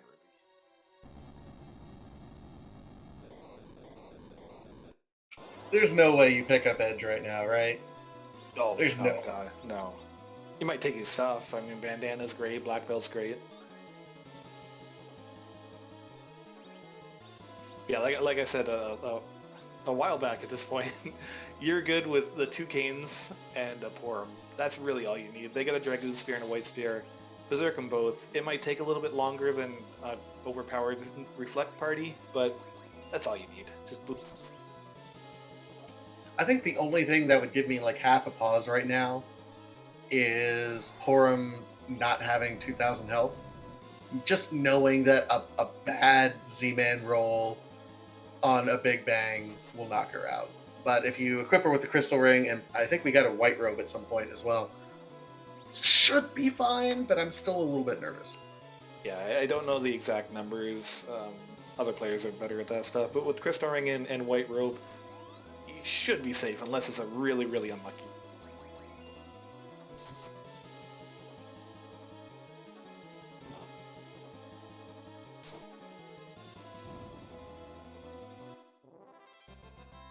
That's where that Edward comes in handy as an anchor. One of the only anchors that can survive any Big Bang because he just hides from them. Pops out, uses the life potion if you get in danger, goes back to hiding. Pretty solid.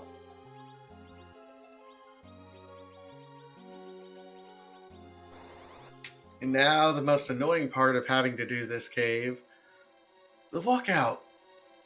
Oh, but we're going to warp it.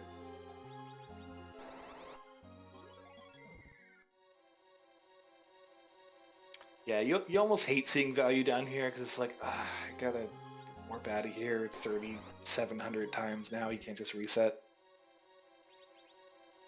But when it's a Sand Ruby and that's the final item you need for the crystal, you're less upset about it. All right, so Error is officially in go mode at this point in time. He knows what he's got to do. Drcossack, unfortunately, is trying to finish things up on the back end.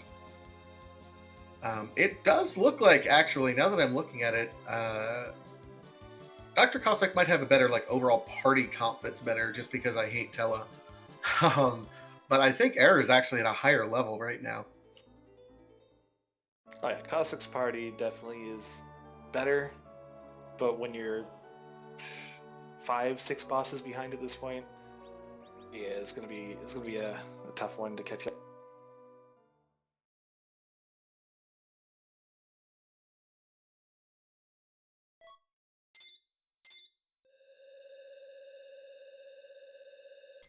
And yeah, while we're taking this time to get all the objectives complete, grab our crystal, head over to Zeromus, make sure to give these runners, they're both fantastic, really, really talented runners. Make sure to give them a follow if you ever want to catch them streaming again. And of course, the restreamer and tracker, Podrick. Do the commands for me, please.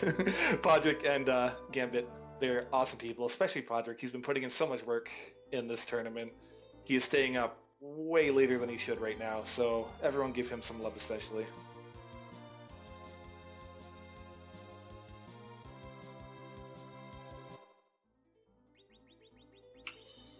All right, and with that said, we have the pass, so we're going to take our shortcut.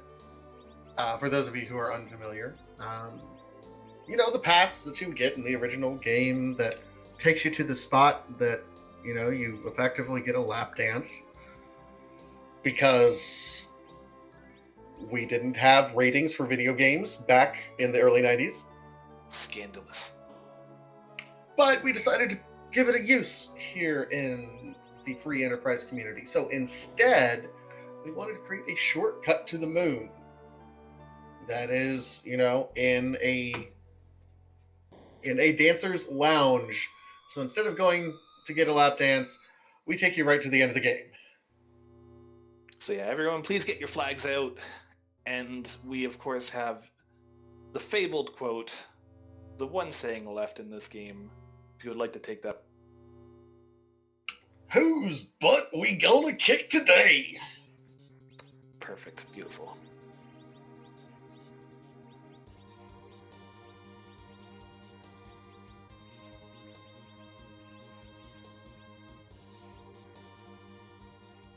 And yeah, if anyone have any guesses on who the sprite's going to be tonight, get them out in chat so you can be forever known as a legendary witch.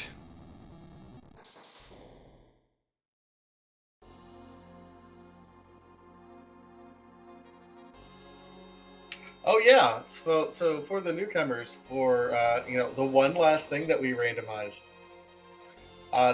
This is truly, if you thought randomizing the song was enough, this is the piece de la resistance of the entire community.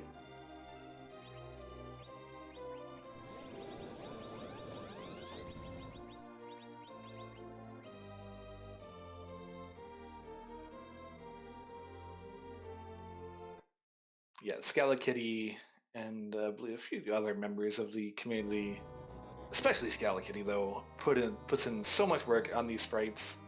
So all of the love there. Some of these are absolutely.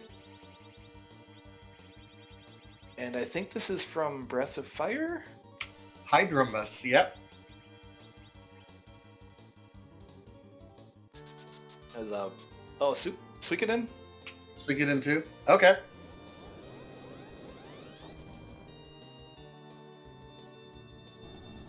That is a very large sprite.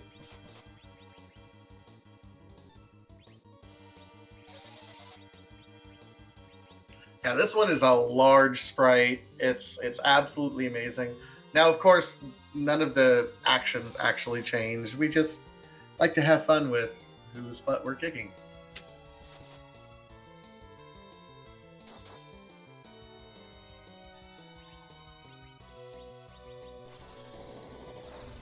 And Yeah, thank you, Scala Kitty, for confirming it is Suikoden 1.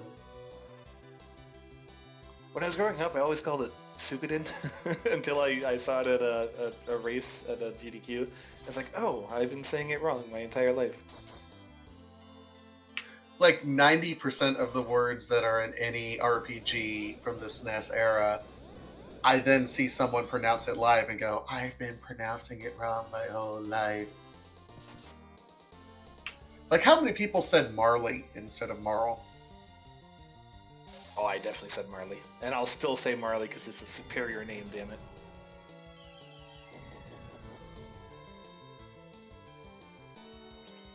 Marl just sounds like a biker's name or something. I don't know. Marley.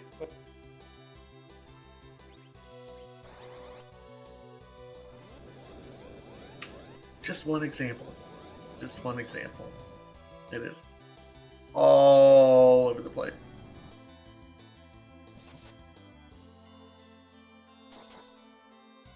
All right, looks like we got some hybrid strats. We got Avenger, we got Zerk we got Porum casting cures as needed, but we also have some Reflect strats going on for Palem.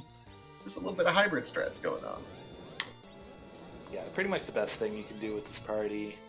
You don't have enough for a full Reflect party, and you have that Avenger and some Kane's beefy boys.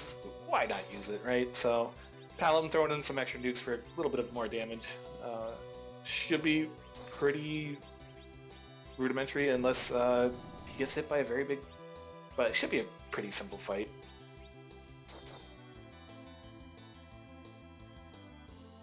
Yeah, we're beefed up right now, unless there's a really poor luck Big Bang that would be coming up here directly.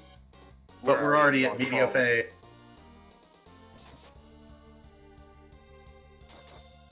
So a couple more swings should be done.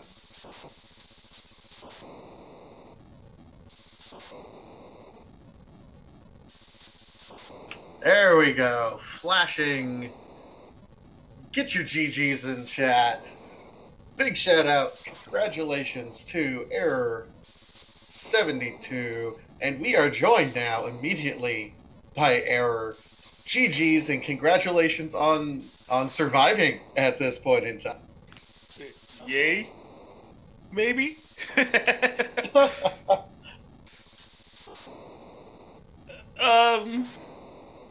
So that was the great, Sand Ruby hunt for me. I went I don't know if I call it an early moon, but after I went moon, full cleared it, and, obviously finding the elements there was great, but, not finding really anything else on the moon, it's like, I've got this twin harp I've never used. I've got 2 bosses left in Land of Summons. And it was like one of those. It's like, if it's Twin Harp, I'm just going to lose.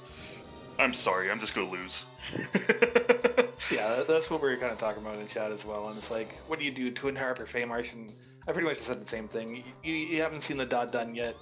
You kind of have to assume if it was Twin Harp, you're probably over. So, you know.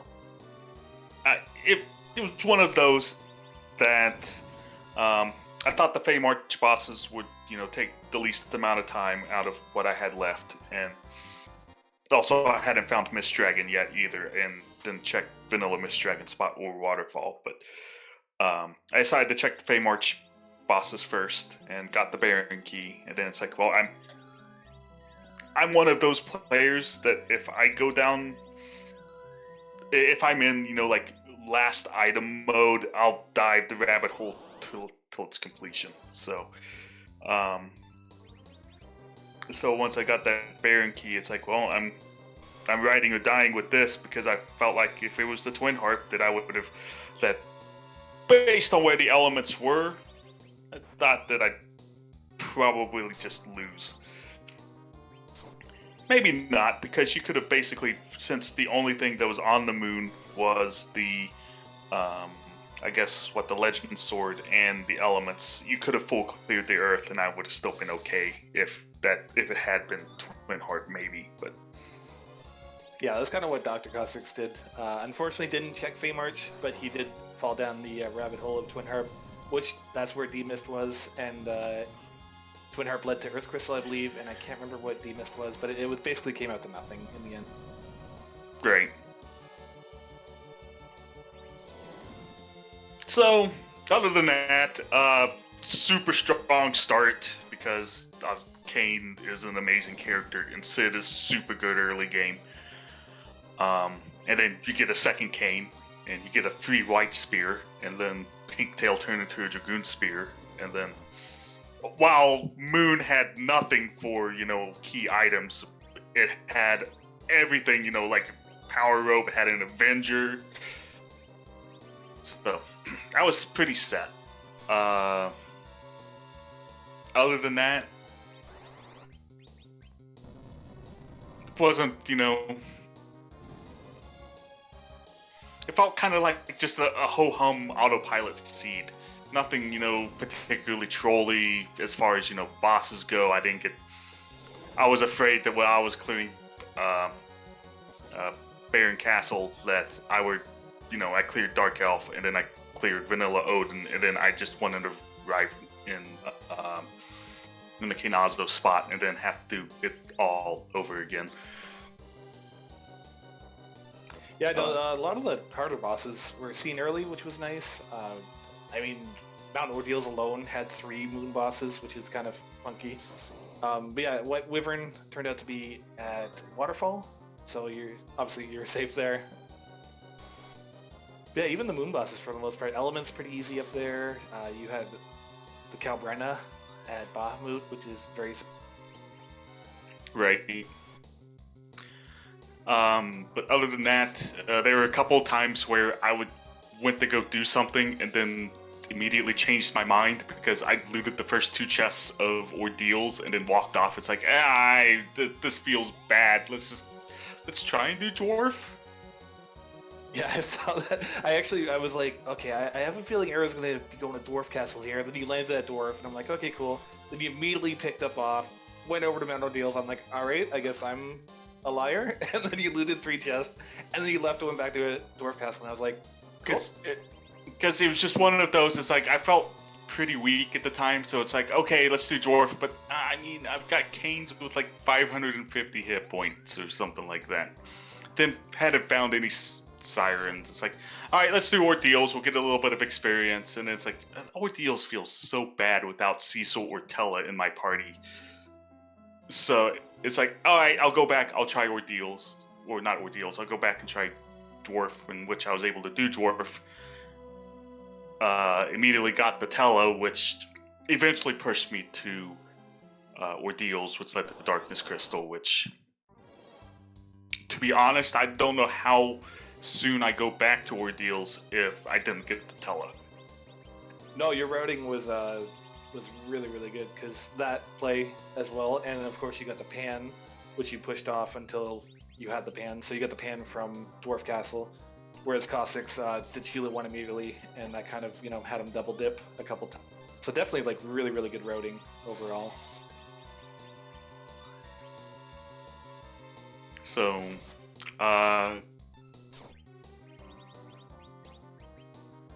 the Eplin's chop was loaded. I didn't see Bacchus's anywhere, so that's one of the big reasons I kept the Teller around. I revived Tella during the Ashura fight, just because his agility had hit the point to where he was also a relative agility 1. And I wasn't sure how that would affect the Zeromus fight, so I wanted him alive so we might gain a couple more levels, maybe one more agility point, and get back to my expected relative agility 5.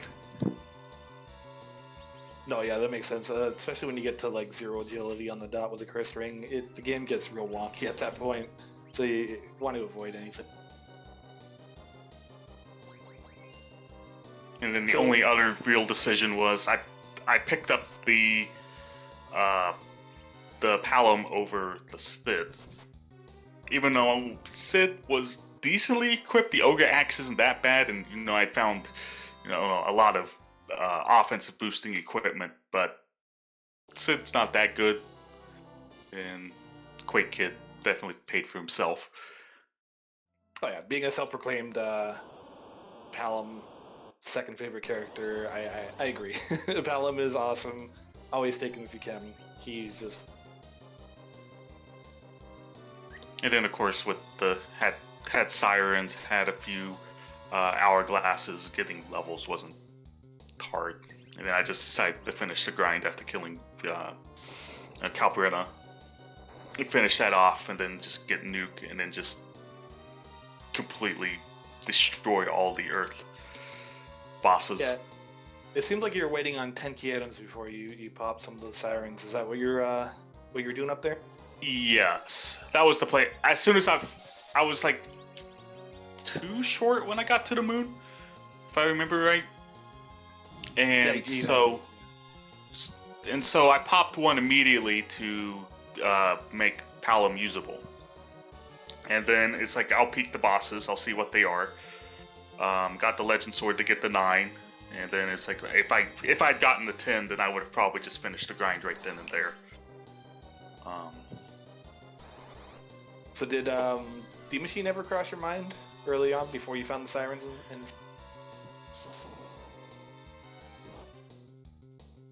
A little bit, but I found the hook relatively early. I had hook before I had darkness crystal because I picked up the pan. Because I picked up the pan and then I immediately did pan, which led to hook, and then I did all of the hook stuff, which included rat tail, pink tail, and then also went and checked Eplin Cave for both the character and the shop, and then even the bosses, because I peeked the bosses in Lower Babel. That's not Lower Babel, that's Upper Babel. Peeked the bosses in Upper Babel, and when I found the sirens and the hourglasses, it was coffins there, but I found the sirens there. It was one of those. It's leveling on Moon it's easy. No, it definitely makes sense. That was one of the big diversions in your past with you and Cossacks. You put off ordeals for a little bit longer than he did. He did it pretty early. He did it actually too early. Died to play a couple times, but then went back soon after. But then he didn't check Dwarf Castle for a long time, so he never got the pan. So it was kind of like you did Dwarf Castle immediately, he did ordeals immediately, then kind of you both did different things for a little bit there. But welcome to Randomizer. My route worked out. It's one of those seats to where there's like one or two major decision points that looks like it's decided it.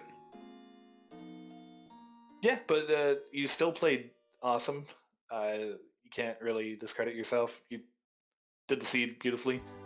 So yeah, there's one item that you might find before someone else, but you still got to play the seed properly, right? Which you did, so congratulations on. Thank you.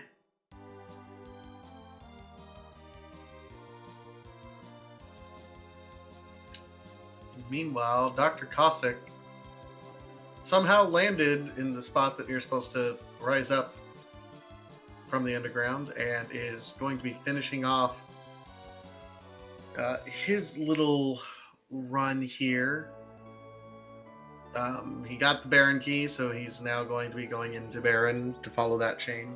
The race in reality was much closer. It was just like one or two decisions different. Otherwise, you guys are right there.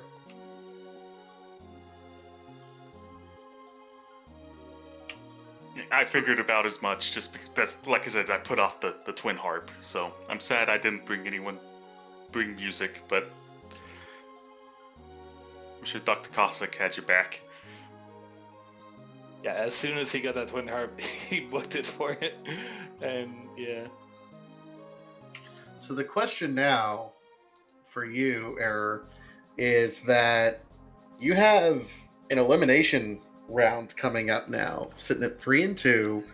Not everyone's going to get in. What's your thought process going into this next little elimination portion?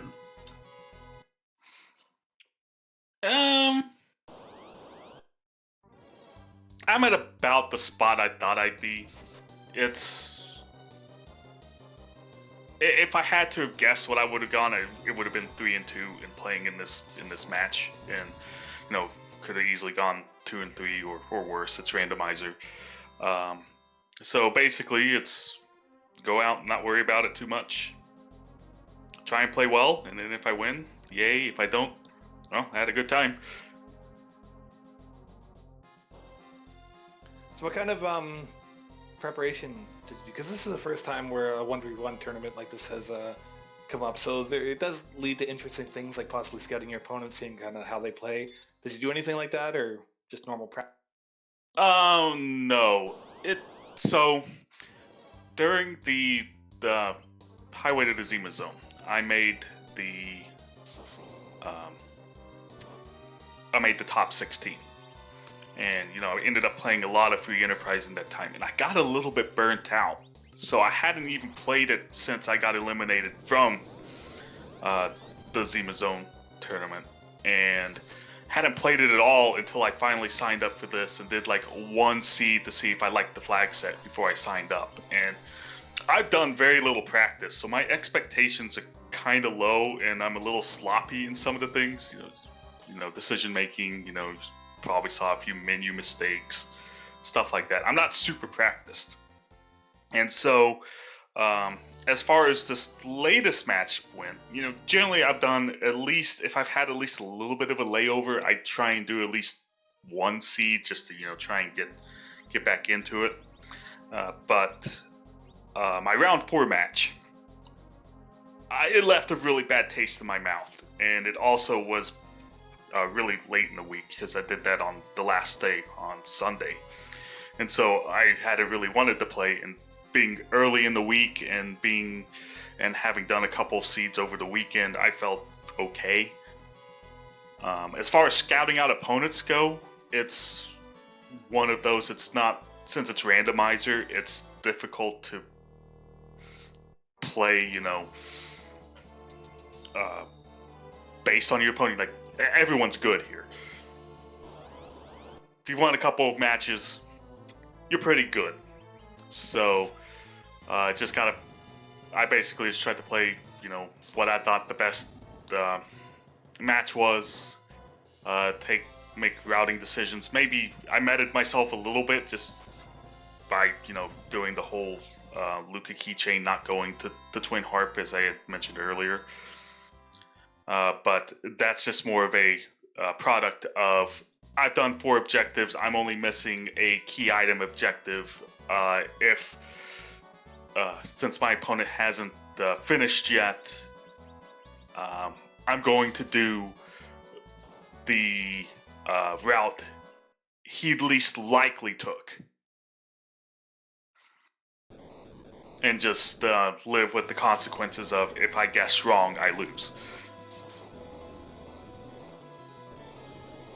Yeah, I can respect that.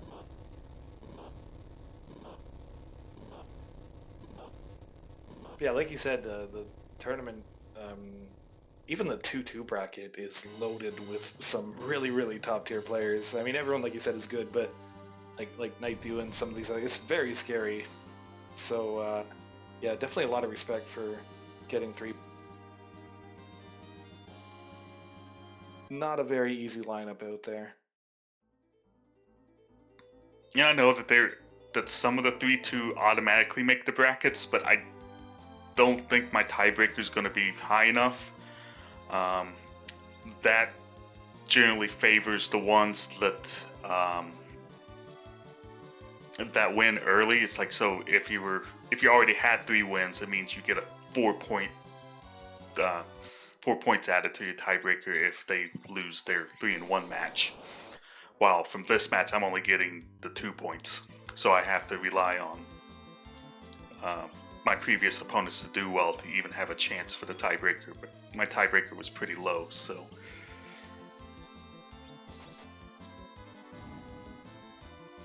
I do think I'm stuck in a play-in race, but that's okay. Hey, that just means more randomizer, and that's why we play, right? So you can play more games. Absolutely. And more exciting races for all of us viewers. Yay! I mean, depends on the seed.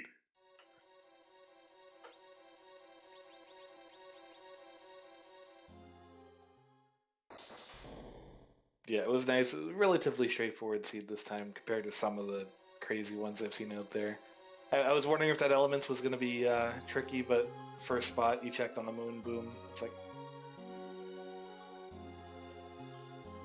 Well, we were looking at the win conditions, and we were thinking, man, this could go quick today, especially when you start off with complete the Antlion's Nest. And by the way, the Antlion boss is Mylan, so you're like, oh, let's just knock out 2 right away. Right. I mean, it was 2 find boss objectives, but no key item objectives. Was it a key item objective? Pan, if you want to count. Pan, yes. Yeah, well, return the pan. So yeah, I mean, you had to get it and then fetch quest it a little bit, but then get Edge it turned into a find item quest because of where he was located. Right. Which I didn't peek. Oh my gosh, I don't remember that town name. Kaipo. I did not peek Kaipo early, and then I decided to peek it later on just because since basically to check the character and see if I absolutely needed to get Sand Ruby, and well, there Edge was. Yeah, that might have been at least part of the other routing decision. Dr. Cossack had already been up to the moon, been back down, done the Twin Harp into Earth Crystal Chain, fought D-Mist, was in the process of turning in, because who you got after you when you burned the town down with the package was Rosa.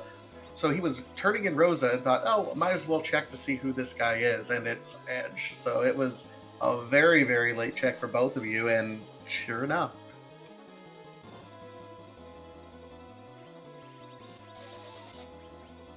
By the time I checked, I guess I completed 3 of the key items, or 3 of the objectives at that point, because obviously Antlion and Mylon were free. And then I think I checked it as I was doing all of the pan check. So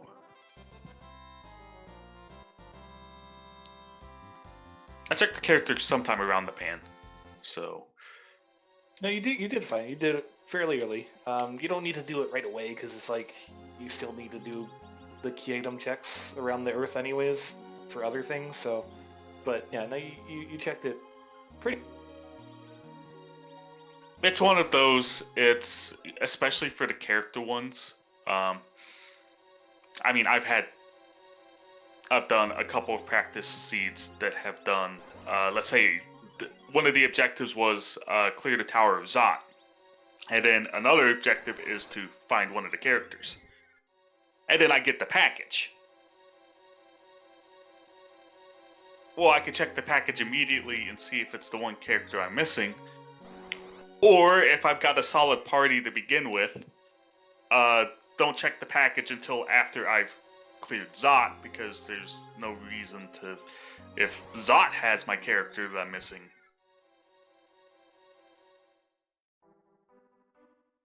I saved the frames, not checking the package.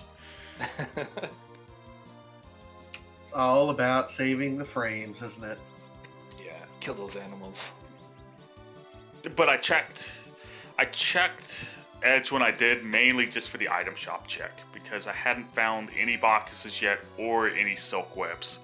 And I really wanted one of those, if not both. And I believe Kaipo had silk webs. I was poor most of the seed. Well, when you have 3 beefy characters that take up all the weapons and armors, it's hard to sell things, for money. Right.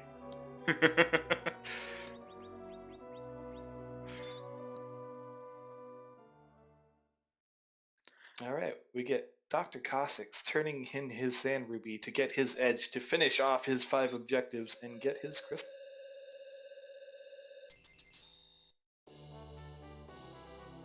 One thing I found out that I didn't know is that Gauntlet will give you experience even if you fight Gauntlet at a spot that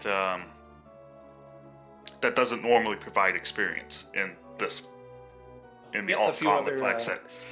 A few other people were surprised about that too, but yeah, it gives you the vanilla experience no matter what spot, which is really, really cool for some of those spots that you don't typically get anything from. Like Yank. Yep. Gauntlet on Man Ordeals in the throne room. Boom, done. XP.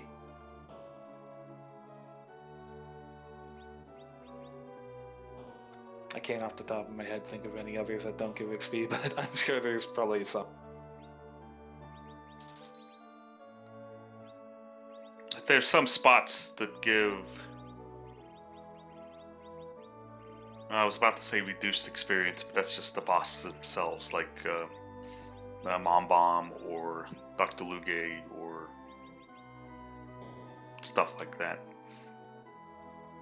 Get out of here, Gambit, with your correcting of the things. Yeah, King Queen Evelyn, of course, another spot, no experience.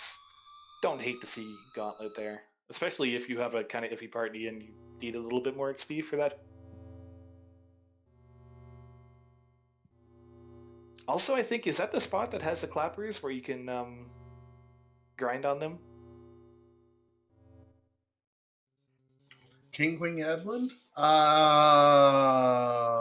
Maybe, actually. Yeah, I think there's that trickster, not trickster, but one of those things that summons the conjurer, yeah. Conjurer, I think.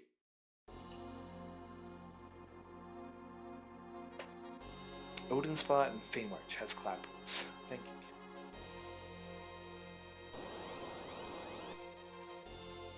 you. All right, so here we do round 2 for our 3-headed dragon muss. The question is, do you do reflect here, or do you just go straight up high?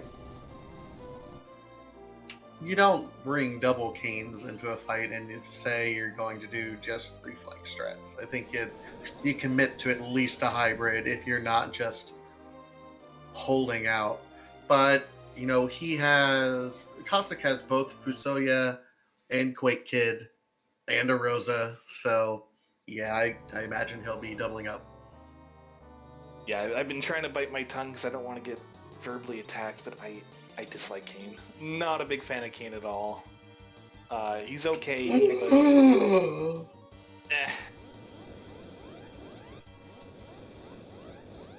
It's alright, we all have our preferences. when you see Cecil swinging away for 8k with his crystal sword and this little piddly Kane with his best weapon hitting for like 2,000, maybe 3,000, stuff. Sorry, Cecil, you came too late, and getting your Excalibur would have been too much of a pain. Yeah, I was wondering. I was curious if you were gonna turn in the swords. The shop is fantastic, but yeah, it's not really a great. See, I was set equipment wise, so I'm one of those lazy gamers that I like just setting it and just like holding the menu on a single white mage while 4 people start swinging for the fences. And just say, yeah, I'm cool. I'll just let them attack. It's all right. Also, completely unrelated to anything we've been speaking about. I really like that Fusoya outfit with the lilac hair and the gray robe. Very nice. Good shadows. I agree. I like it.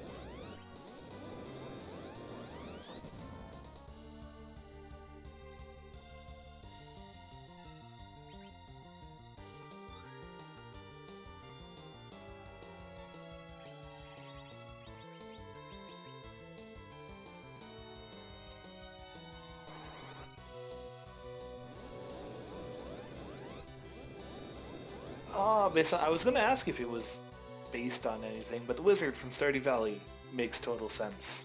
One of my favorite games. I actually used Abigail as my sprite in Zelda 3, so...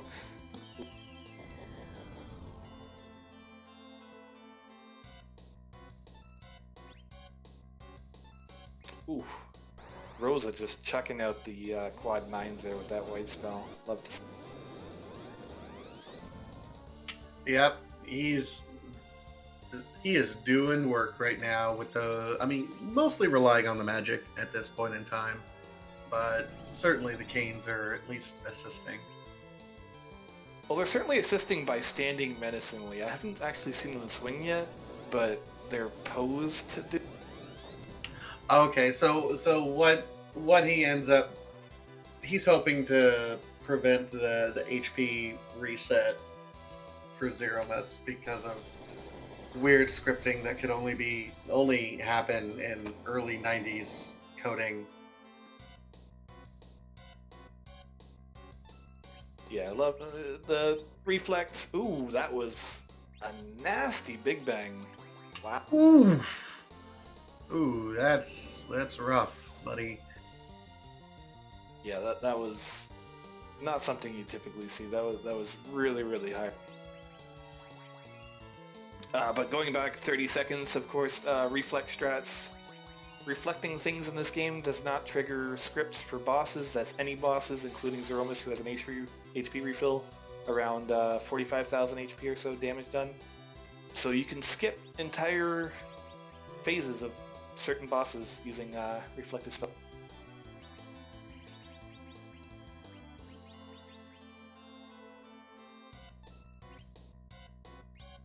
So you see that a lot on Ashura, so she doesn't counterattack. Elements, because they also have a phase change. All sorts of different bosses you can use. Yeah, pretty much any time you have to be concerned about the boss reacting to something. Reflex strats. That's it. The way it works on Zeromus specifically is he has a script once he gets past, and I don't know, I forget the exact number, but once he gets past a certain percent of health, he will completely refill his health and then redo his counter. There's the flash. GG's. Get the GG's out for Dr. Cossack.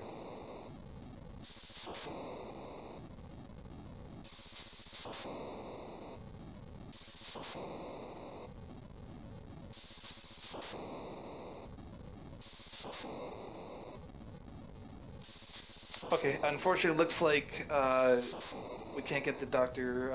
Cossacks in for an interview. Busy, but fantastic race either way. Congratulations again. Yeah, big shout out again to both Dr. Cossack and error72. Again, if you liked what you saw from them, go ahead and give them a follow here on Twitch. Also, one more shout out to Poidric and Gambit017, our tracker and restreamer. And a big shout out to you, Woo Bear. It's been a pleasure. I think this is the first time I've actually come with you, and it's been a blast. No, I had a ton of fun. I appreciate the company on this fun night.